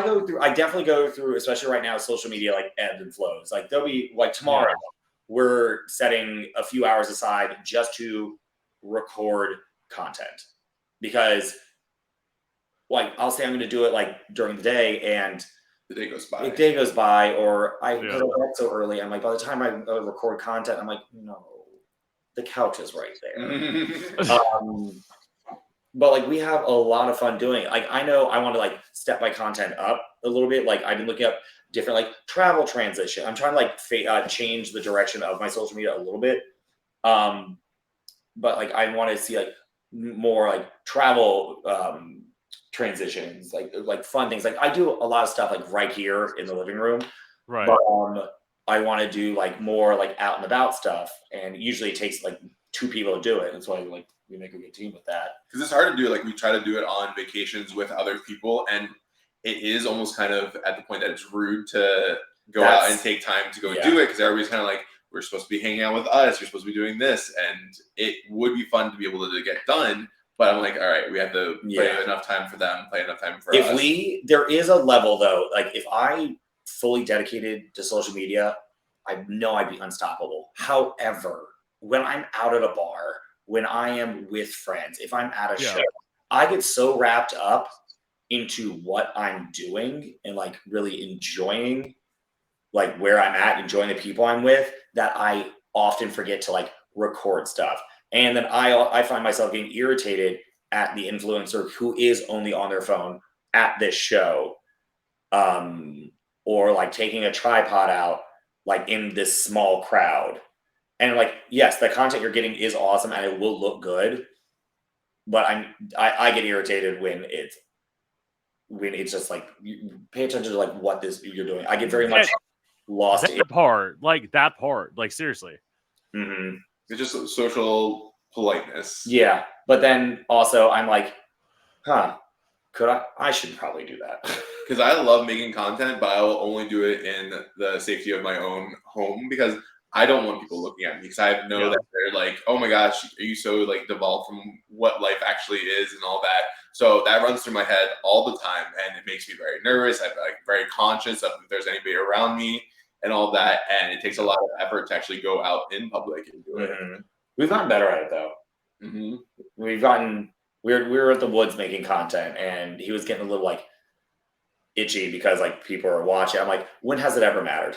Like truly, actually, when has it? If anything, they're getting a show, and each one of them, we have no idea who the fuck they are, and I guarantee they all follow us. And the cool thing, people at the pool are like, I love your campy videos. I love your funny videos to be able to like watch. It's so neat that you get to see both of you do like, what are you doing today? And I'm like, okay. And then we're also like so close. Like when we're recording stuff, there's no one the fuck else.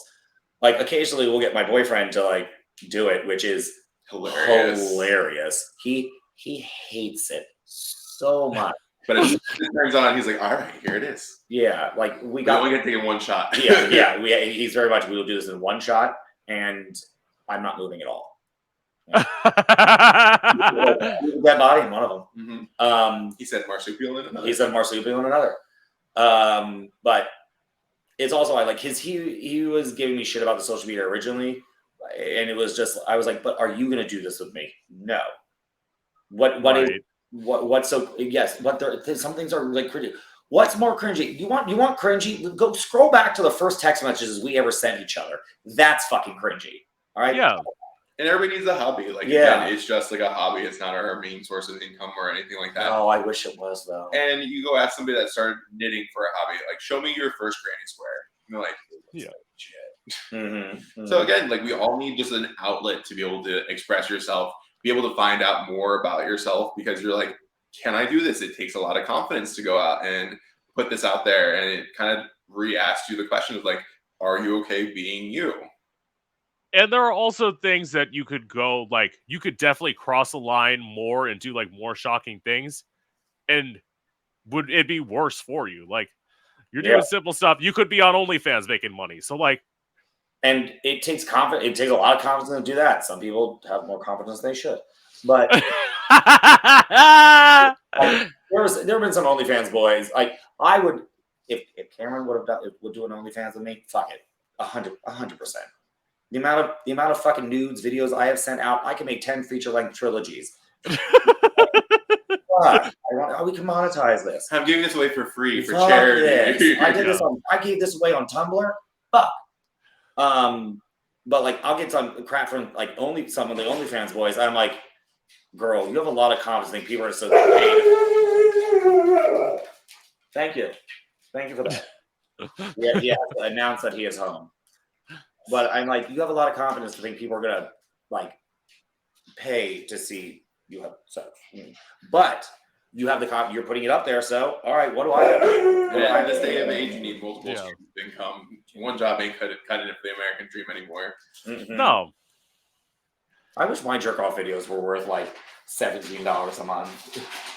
Well, there's literally that straight guy, his two-turn Tony. He literally makes millions off of his OnlyFans, and then a couple million off of his like Instagram presence and all that. And he just started like, a whole businesses and whatnot. The Jake guy in there it was. That happened. Jake guy in Australia, he does the bare minimum and makes millions. See, it's also the thing of, I hate this shit. Like, when people say, like, oh, this guy's straight, it's so awesome. It's like, no. Why the fuck are you supporting people that aren't in our community? That's my whole thought on it. Like, I wouldn't do that. When I find out somebody's straight, I immediately unfollow them. I'm like, oh, yeah. Everyone has a fetish. Look, if we're going to fetishize straight people, do it. Fuck them. I am very anti-breeder. And they're like, well, I brought my straight boyfriend to the gay bar. Why? Oh, they're on default mode. They can't get any other accessories. No one wants your Claire's boyfriend. Most people are. They just won't admit it. But like, there's nothing more gay than a heterosexual man. It is so true. I've been touched more by a heterosexual man than I have a gay man, and that's saying a lot. Really? Wow. Oh, yeah. I get more compliments on my body, more handsy, and all of this. I'm like, yeah, you're straight? Are we sure? I'm going to take you out for dinner because you just grew up my ass. So like, they tell us about like the things they did like in a college frat, and like, you were the ookie cookie. I was like, at this point, I've been out for many years, and I haven't even done that. I'm like, that's material. Okay. Frats are some of the gayest like institutions in the world. Like, sexuality is just a scale. Like, as long as you're enjoying it, it's until somebody said don't do it. That's when you're like, oh, maybe I shouldn't be doing this. How about we were just talking about how many times the straight men think about the Roman Empire. And this one was like, I asked my husband, he's like, all the time. And we found an article, it's like, only the biggest men with the longest schlongs were made the bravest men as soldiers. You're like, yeah, I could do that. Yeah. I could go into the war for that. Work. So, what have both of your dating lives been like? I know you said you're in a relationship now, Kyle. Cameron, how long have we been together? 5 years. 5 years. Wow. I just got out of a 12-year relationship, so I'm just exploring the dating scene for the very first time since I was 19, and it is scary out there. Well, see, this is the proof that I'll point out there are successful relationships in the gay community. I wouldn't know about it myself, but because I've had... You worked very hard. Yeah.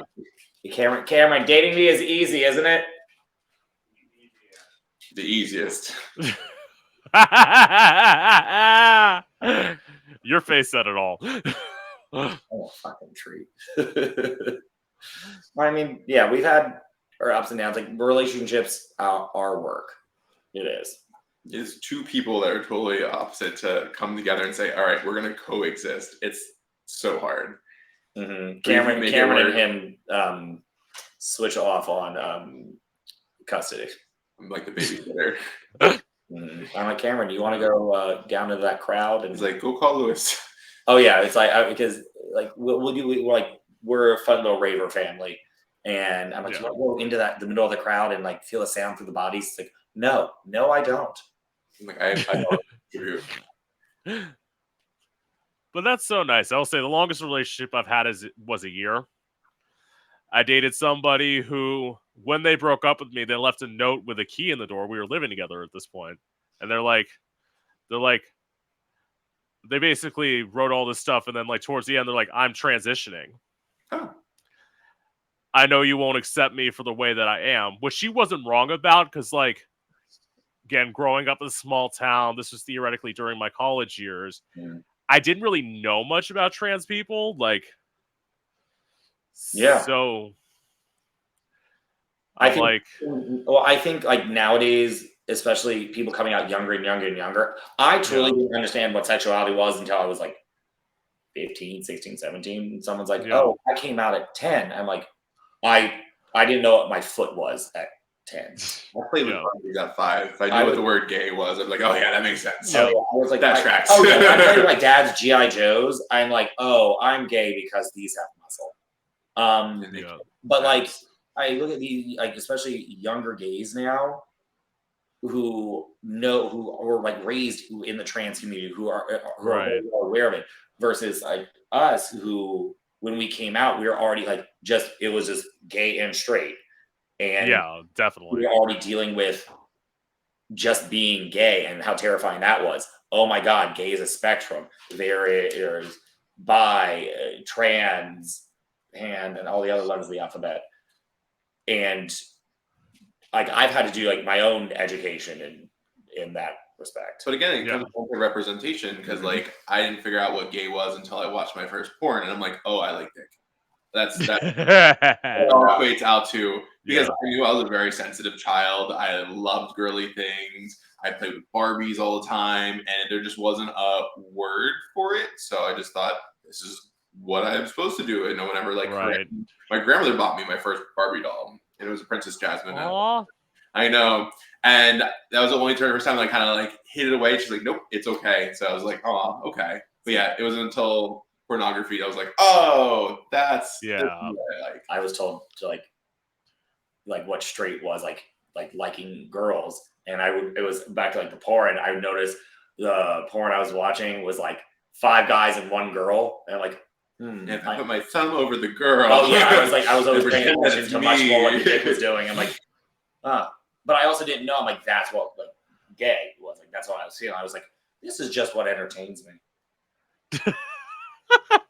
Why I'm so my brother was a prick, and he tried to like set me up. Like this is when we had like when it was like the Comcast, like the record shit on cable when it first came out. He put all like this porn on there and recorded it and like told my parents, blamed it on me because I was the only one with the password. And at this point I figured out like, oh, I'm gay. I'm like, that's not what I would have put on. This is what I pulled up. One girl in college tried to say like I like pushed myself onto her, and I'm like, nah, I was sleeping with your boyfriend. Very true story. That's the only good choice you made. She was like, oh, I can't believe he like forced himself on me. I was like, no, your boyfriend was in me. Yeah. I love when some people say like they look at when you talk about like having sex with somebody who has like a boyfriend or has like a girlfriend or has like a wife. I'm like, look, they're the ones cheating, not me. I'm just here. They're making this decision. And also at that point, I was like out, and I would have taken dick where I could have gotten dick. There was a time where I'm like, ooh, what is this standard? It does not exist. Of course not, because when you first start having sex, you make terrible decisions. Like I'm looking on Craigslist. Like, I told somebody this, and they're like shocked about this. I'm like, I told somebody, I'm like, yeah, I've had sex with a crackhead before. Like, I didn't know they were on crack till they got to my apartment. Like, I drove half an hour to get them, so I'm like, yes, obviously we're having sex. Like, I I mean, already put and technically, I mean, I'm not doing the crack. He is. yeah. and looking back on some of the hookups I've had, I'm like, oh, you definitely were on something. Okay. I remember walking into a hookup one time, and he literally had the glass pipe in his mouth. I'm like, nope. That's my line. I found it. I'm going. Yeah. Again, when I was older, first time I had because I didn't lose my virginity till I was like 22. So 22 through like 24, I made some of the worst decisions ever. Like, I had people doing Tina in my apartment. Like, the first time I had a threesome, and I'm like, it's okay. It's like, luckily I knew what it was, because that's the thing where it's like, if you're around drugs and you don't know what they are, that's why I say gay people have to be so smart, because we have to know the street names for everything too. So that way when we're getting offered shit, like, oh, you want to party? Yeah, I love dancing. Let's go dancing. I did that too. And they're like, yeah, we can dance and party. I'm like, aren't they simultaneously? Like, no. I'm like, I walked around a party. I walked around a party asking where Tina was, because Christina was a friend of mine that we went to the party with. And I had one guy come up and goes, "Carl, you really need to like not say that." No. He goes, "I didn't know you had a meth problem." I'm like, "Excuse me, what?" Like, what? And like asking for Tina, I was like, "Yes, Tina Becky. Where is the girl I came with?"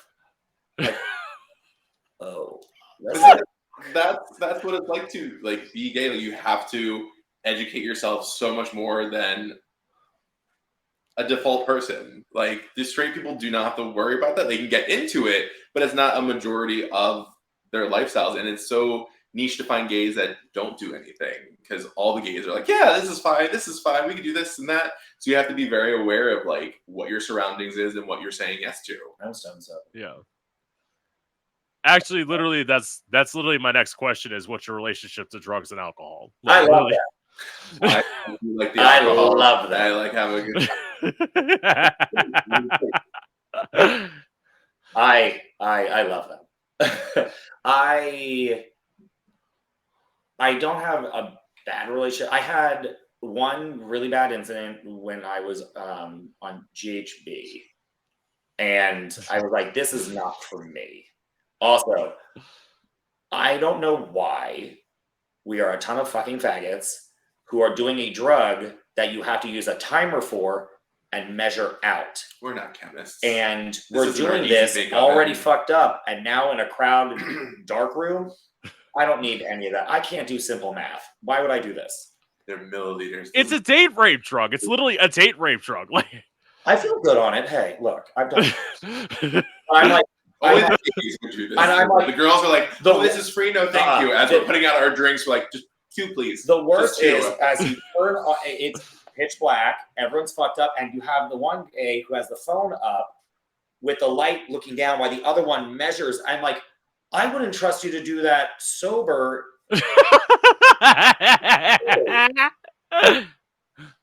But if someone else measures it for me, I'm like, okay. Yeah, I enjoy things recreationally. My boyfriend and I we love a craft cocktail. For two people who don't know how to bartend or make drinks, we're real pricks about it.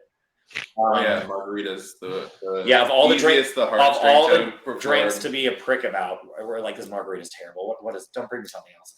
I've heard so many stories. I'm like, stop ordering margaritas. I had one good one out of 585. Well, does not mean you should ever order it. But like, our schedule too keeps us very regimented. Like, we went out Thursday night to dinner, and we were done dinner by 10. And the next day, though, we felt terrible because like it was just our schedules require us to be like so up early and active. Right. So now on the flip side of things, on the weekends, I tend to have a small problem. I'm just like, well, I'm not working today, so let's go. Like after this, I was gonna take a nap. That's not gonna happen. We're gonna have a liquid now. I'm gonna go get a martini. It's espresso time. And DC is a very, very drink heavy city. A happy hour here is wild because many people work for the government and like just drugs, they can't do that. Versus a few other places I've been where it's like not that it was happy hour city, but like it's still like party hardy, like San Diego. In summary, I like them.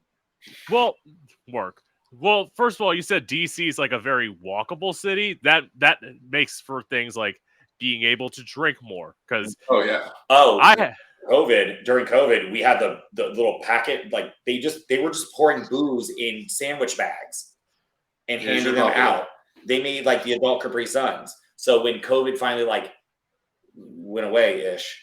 Like everyone, other cities, like you can't drink outside. DC, I will walk up the goddamn road with a roadie. No one gives a shit. Yeah. Please don't cancel me again, everyone watching this. I will say that to like the reason why I don't drink when I perform now. So I had like a night where I was getting handed drink and after drink after drink after drink. People just buying me stuff. I wasn't buying stuff for myself. And then I got in my car. And I had to drive an hour home. I actually, as I say, nothing bad happened, but like I almost made it all the way home, and then that's when I got pulled over by a cop. It's always the last. It's always the last. And you're like, nope. And then like, luckily, my dad picked me up, so I didn't get a DUI. So like, but like, it's not like a lot worse. Yeah, it could have been a lot worse. Well, that's why I don't understand. Like, I'm a person, as soon as I have the first drink, I will not touch a vehicle at all. I've seen so many friends get into DUIs. It's like, oh, it's only 5 minutes away. Like, we have Uber now. We have more than enough ability to get home safely. Yes, it's 20 extra bucks, but have I gotten on a city bike hammered? Yes. Have I eaten my face on a city bike hammered? Yes. Yeah. And then, like, in terms of drugs, I will say I'm the one gay who hasn't done drugs. So, like, I had, like, probably, like, as I say, the only thing I got quote-unquote addicted to, so, like, I have bone spurs in the heels of both of my feet. Oh, that's so painful. Yeah, they're definitely painful. They're a lot better now that I work a desk job. But back before I had health insurance, I had, like, a crazy problem with ibuprofen. I used to take, like, 18, 24 pills a day. Oh, my gosh. Like, I take 6. That's Jesus. Yeah. And then I had to step back once I got health insurance. I'm like, this is not going to be good for me long term. I need to stop doing this. Like, yeah, take that milk pill, go kill your organs. Yeah. Yeah. Yeah, I don't. But like pot doesn't do anything for me. Nothing. Zero. I will. I enjoy the fine powders and drinking. Work. So, what are your thoughts on on what's happening to the LGBT community today? I am this is a trap. I have become incredibly militarized. I'm quite the extremist now, and I feel that there's no high road anymore. I think we should meet violence with violence at this point. This is, again, that is probably the most uneducated answer anyone could possibly give.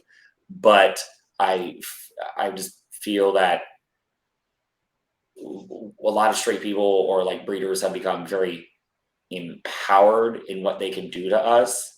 And I'm like, okay, you want to have your religious freedom? Okay, let me take mine. And I'm like, if you want to, you know what, if you believe this, you can't come to class. Or if you're this way, I'm not going to serve you. I'm just not. It's my religious freedom to do so. Well, what's your religion? Faggot. Well, we have fought these fights peacefully already. We've already gone through all these stages, and now it's back in full force again because of what is going on in the world. And it's the other side of things. Even if it's very against the law. Like, I don't care. There's no, what repercussions they have? Nothing. They're just doing it regardless. I'm like, okay, so why don't we do it? And the smart thing, get faced with the repercussions. Yeah, the smart thing is like if we were to meet something with actual violence, if they just use it as, oh, the trans community, the gay community, they're violent now, we got to really put them down. It's just all how they spin the story. Yeah. It's so hard. I get where you're coming from, because it's like you want to be like Gandhi and like very peaceful. That's what I try and be, but it's like you have to be like Malcolm X. Like you have to fight back, unfortunately. And like I'm not really practicing, but I'm Jewish as well, and that's a whole another level of hate and stupid. I remember the day of the insurrection here. It was still COVID, so like we couldn't teach classes inside. So I was teaching an outdoor class, and my background in college was world diplomacy and sociology of genocide. And at this point in my life, I had only seen swastikas for research purposes, museums, the sound of music. And I remember teaching and looking up, and 4 men were walking by with swastika armbands. I don't shut the fuck up. I was silent. I had no idea what to do. I just looked at my class. I was like, class is over. Everyone needs to leave right now and go home. And then my boyfriend calls me. He goes, we need to get out of the city right now. We have to leave. And we got out of the city, and then the insurrection happened. Oh yeah, that's literally, I didn't even think to ask about that. So like, I just thought that. So it's like wild. ZC is fucking wild. But it's like being there. So obviously you felt you had to leave. So like clearly, this was in some ways you don't want to say that it's like this, but it was almost as bad as like your 9/11 in a way, somewhat. Lot less dead people. I mean that's that part, but like it was just this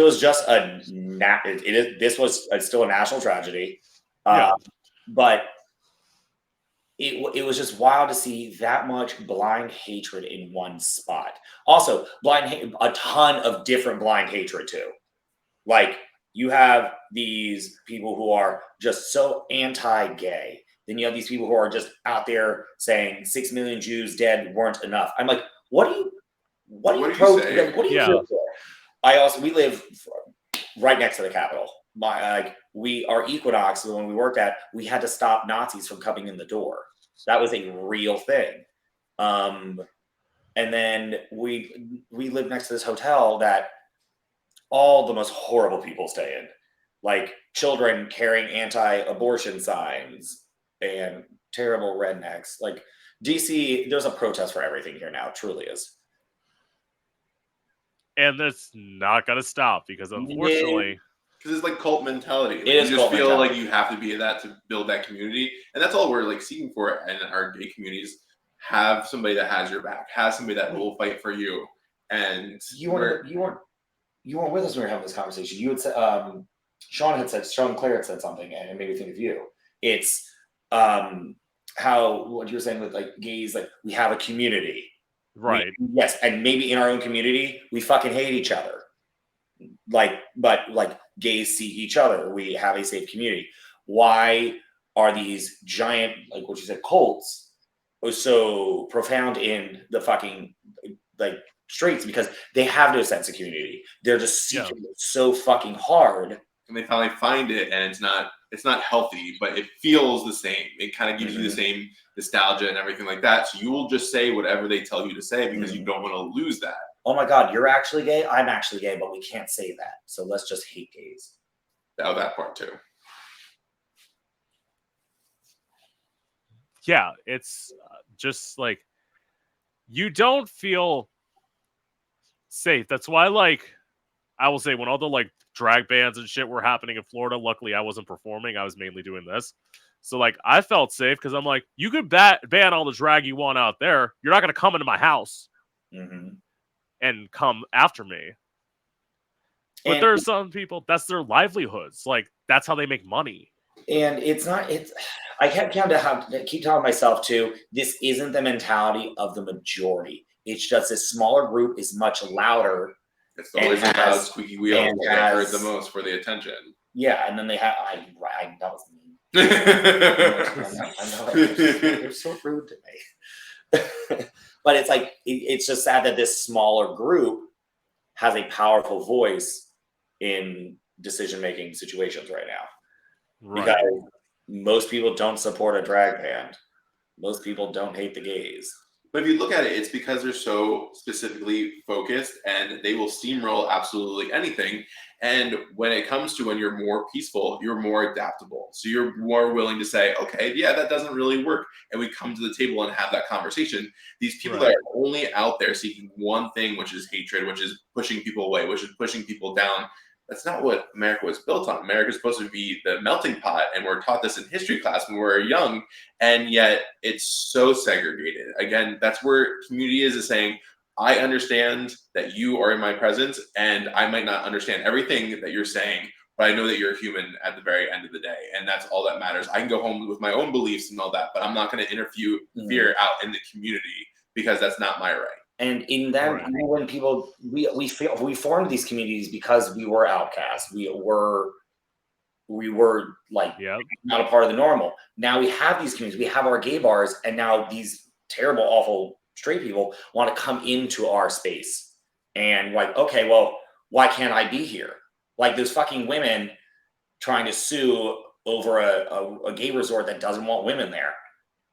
Okay, we made these communities and these safe spaces to get away from you guys. And now you want to come into the space and get pissy at us as we're not letting you in here. Wow, that's interesting that you say that. So when you say women, are you talking about like they don't want straight people there, or are they like the resort in Florida that was being sued by some woman who, and please know I am paraphrasing this entirely. I should probably read it overall.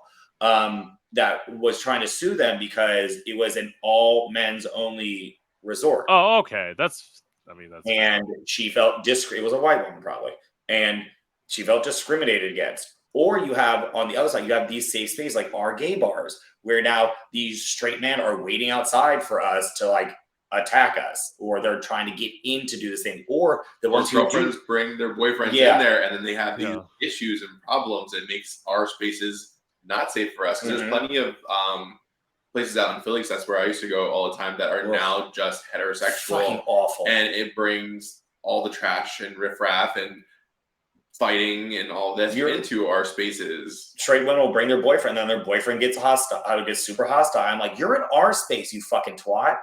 If you're going to be an ally, teach your boyfriend better, pick better boyfriends. I'm like, you're not much of an ally if like, actually, usually there's not much of an ally at all. You're not. No bachelorette party is an ally. Anytime you make an excuse for somebody else, there's the red flag. It's time to move. It's almost like I heard somebody say this, like when bachelorette parties were like women go into like they essentially treat gay bars as like a circus or as a zoo. It's like literally, it's just like, oh, let's just stare at these people. Let's laugh at them. It's like you can go anywhere, and like fucking be accepted. Not everyone of us can go everywhere because they don't understand that. It's totally like, or it's like when they say, "I have my gay best friend." I'm like, "No, he's just your best friend." Period. That's it. We're not a commodity. We're not an accessory. Oh, I'm like, I love it when some girls like, "Oh, I have all my gays." I'm like, I promise you, you're not the bitch queen of the gays. Let me. No. Oh, I have my little gays here. I'm like, no, you don't. No, you don't. We own you. It's because at some point, especially those people were probably raised on like the movies where like having a gay best friend was like fashionable, and it's like, oh, I wanted to be a Disney gay so badly. I wanted to be on like the Disney where they're like in middle school and high school, and you have the one of my sister told my mother she knew I was gay because I reminded her of the Disney Channel. Oh, I wanted to be like the gay. I wanted to be Ariana Grande's gay best friend. Then I was like, I just want to be Ariana Grande's friend. Yeah. It's just be Ariana Grande. And then every other day. That hair. Oh, yeah. God.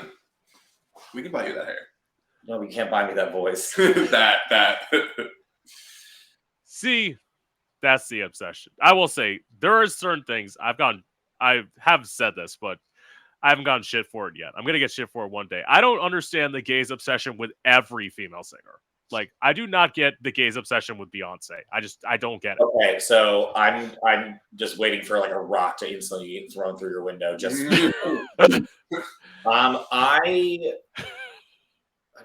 I really don't want to get shot. I mean, a big thing is, like, if you break it down, she is a woman.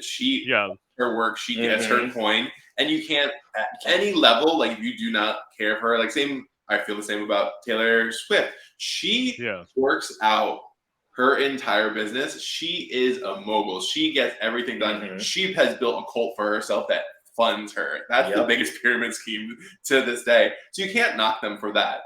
The American economy. Okay. I will say this. I like Beyonce. I'm gonna say that first. My thing is, like, the giant obsession. I don't get. Like, when there was a giant obsession with Gaga, I got that. Like, I completely. The thing I ever heard was explaining like gay icons to straight people of like, it's Miss Piggy, it's the Barefoot Contessa, it's Paul Queen, and then it's Beyonce. What? Everything icon. Yeah, anything to be honest. It's just she's a rallying point. Like, she's such a free person, and I guess a lot of like her, Taylor Swift. Name other people, please. We just want to like have that ability to just be us. I think at the end of the day, you just want to be that free and unapologetic yourself. Yeah. So I think that's where it comes down to. That's why we have Miss Piggy and the Barefoot Contessa as well. Megan. Oh, Megan. Well, the doll Megan. It's like, look, I have my own icons. Like my boyfriend loves Taylor Swift. I love Rihanna. Everybody loves Rihanna. Yes, I love Rihanna too. Like, Rihanna's amazing. Party of everybody just loves Rihanna. I want her to make new music so badly, and she's like, I don't need to. But fair. And it's like every gay has a like messy person that they love. Like, I will say this. I will forever, like, especially her older stuff, I will forever live for Wendy Williams. Like, just how you doing? We all want to love our messy selves as well. Those are the projections. Who's my messy person? You're weird. Cameron, do I like any messy celebrities? He ignores me entirely. Oh, Brandon. You can say Brandon. He is. One of our friends is a fun below deck star, and I'm like, you're a trash can. I love you. Of course, all gays have friends who have been on reality TV at some point. Like, I want to be that. I would love to be a reality star. I'm like, all right, I can be a mess. You want me to go flip a table, set a car on fire? I will gladly do that for someone to watch me. I do it. Well, the unfortunate thing is you're dating somebody, because I would say, like, if you want to do like a smaller one, you could do like For the Love of Dilfs. Like, that would be. I would still do it. You would still do it. Communication of the open relationship is just for money. Yeah. I was like, these are fully scripted. Let me just play the part. It's acting. It's not reality TV. If you move this light here and put that shadow there, it looks like he's in me, but he's not.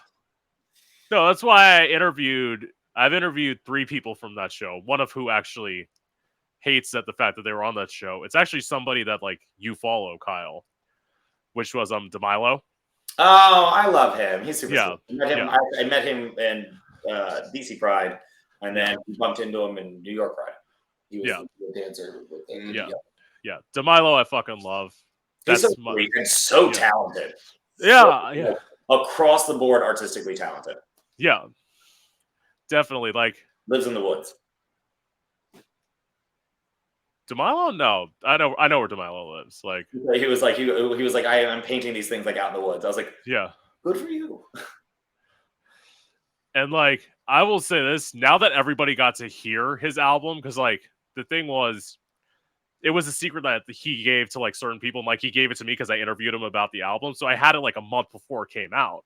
Mm-hmm. And I'm like, I cannot wait for everybody to hear this album. You are so fucking talented. Like, yeah. His art is beautiful. He has a big display up in Fire Island. Yeah. So like, he was the one who he didn't like all the stuff, and like I found out clearly, like he didn't show up for the reunion. I'm like, okay, that shows me how you think about the show. I just want to be a housewife. I could be dramatic like a housewife. It'd be great. I couldn't name I could only name one housewife in any of the franchises. I'm trying to think. I don't watch the franchises. That's why. Ooh. I watch cartoons. I could probably name 3. Teresa Giudice. That's it. Yeah. Oh wait. I'll name her, Nene Leakes, and who else? Okay. Oh, apparently I can only name 2. Oh, and Lisa Vanderpump. There's a 3rd one. Okay. So, what's the biggest misconception about the 2 of you? We're having sex. I get asked if I'm Cam all the time. I'm like, nope, not Cam. Like we've become such good best friends. Like we have automatic chemistry when we're on the camera. So we're having the dumbest time together. Mm-hmm. So everybody's like, oh, you guys are boyfriends. Like, nope. He has a beautiful blonde, big butt boyfriend at home that does not want to be on the camera. Mm-hmm. And like and sex sells. Like the cute little underwear sells. The sex jokes. Yeah. So I'm like, all right, let's do it. Shit. Also, like gays are just naturally more like, for lack of a word, intimate with each other than. Yeah. You'll have friends that you just don't cuddle on the couch with. There's a cuddle puddle everywhere. We're constantly touching each other out in their groups. So like, it's just the gay way. And also, like he and I have like really gotten each other through some of like the hardest times, like in our life. And like we're very much a safe space for each other. Yeah. So if we're out and hammered, instead of me crawling on like somebody else randomly, I'm like, all right, you're the safe space. And at least like Cameron knows, like if you and I out, we're always gonna make sure that we're okay. Keep each other safe. Like just being best friends has been the nicest relationship that I've been in for a long time. Yeah, and it's like I say gay people have different relationships with their guy friends clearly than like straight men because we actually open up to each other. Mm-hmm. Oh yeah, having that emotional connection is so much different. Oh yeah. And it's like I will say the one misconception about me is that some people think I'm shady. It's not that I'm shady. I'm just blunt and honest. Mm-hmm. Like if I think you're untalented, I'm gonna tell you you're untalented. Sorry. They've gotten both him and Cameron have gotten really good at like reading my body language and face. Like if someone's coming in and they're a certain way, a mess or something like that, before it even bubbles up out of my throat, either one. Use your nice voice to turn around. Like Cameron look at me and goes, fix your face. Fix your face. I'm like, it doesn't. Is it that bad? Yeah. Or like I'll start saying something and you could hear it getting like pointed and they'll like pinch me or something. It's like, no. Not right now. Okay. No fires here. As I'm very much I'll talk behind your back and to the side and to the front. It doesn't win me many things. Well, I will say it to people who I feel can take it. Like there have been plenty of times I have like a shadiest moments compilation that I put together, and it's like literally me just saying like there was somebody with the gayest voice that I was interviewing, and I'm like, literally casting you to be straight would be like casting me to play Samuel L. Jackson. Like, nobody's believing this. Like, I thought you were black this whole time. My entire world has just been changed. I thought I was Olivia Rodrigo. Work. So anyway, it was great getting to meet the 2 of you. It was great getting to talk to you. Yeah, this usually like when we've done like little interviews or like just talking, sometimes it doesn't flow as easily as this. This is wonderful. Yeah, 2 hours. Thank you. Yeah, I had a little live timer in the car. I was like, we've been doing this for 2 hours. Holy shit. Well, that's because, like, I know, I'm almost done. It's literally like my interviewing inspiration, like, other than Wendy Williams, would be like Howard Stern. And like Howard Stern is like the influence of like doing those intimate moments. I know some gay people are shocked by that, but it's like I grew up watching Howard Stern because of my yeah. parents. I'm like, wait, this is acceptable? We can do this? What? This is what's acceptable? Fuck off. Yeah. And it's like, that's why I say I didn't have to go to college. Like, some people go to journalism school, and it's like, why? If you just watch people interview people enough, you just learn how to do it. There's enough free things on the internet that you can get it. Yeah, There's so many people that don't use their degrees. I'm $35,000 in debt. That's America. I don't use my degree either. I literally have I didn't finish college, so I went to technical school. I have a degree in audio engineering and music production. And that does more for you. That doesn't, no, because it's like, my thing is, I have no problem producing music. I produce my own beats when I write songs, no problem. You tell me I have to sit there and engineer a person's sound, I have to sit there and like move a level, like, no. I would fucking kill myself if I had to do that every day. Like, no. But anyway, with that being said, this is Gay Out the City. I'm your host, Prince Electro Diamond, and I hope you've enjoyed. Thank you so much. Thank you for having us. Thank you.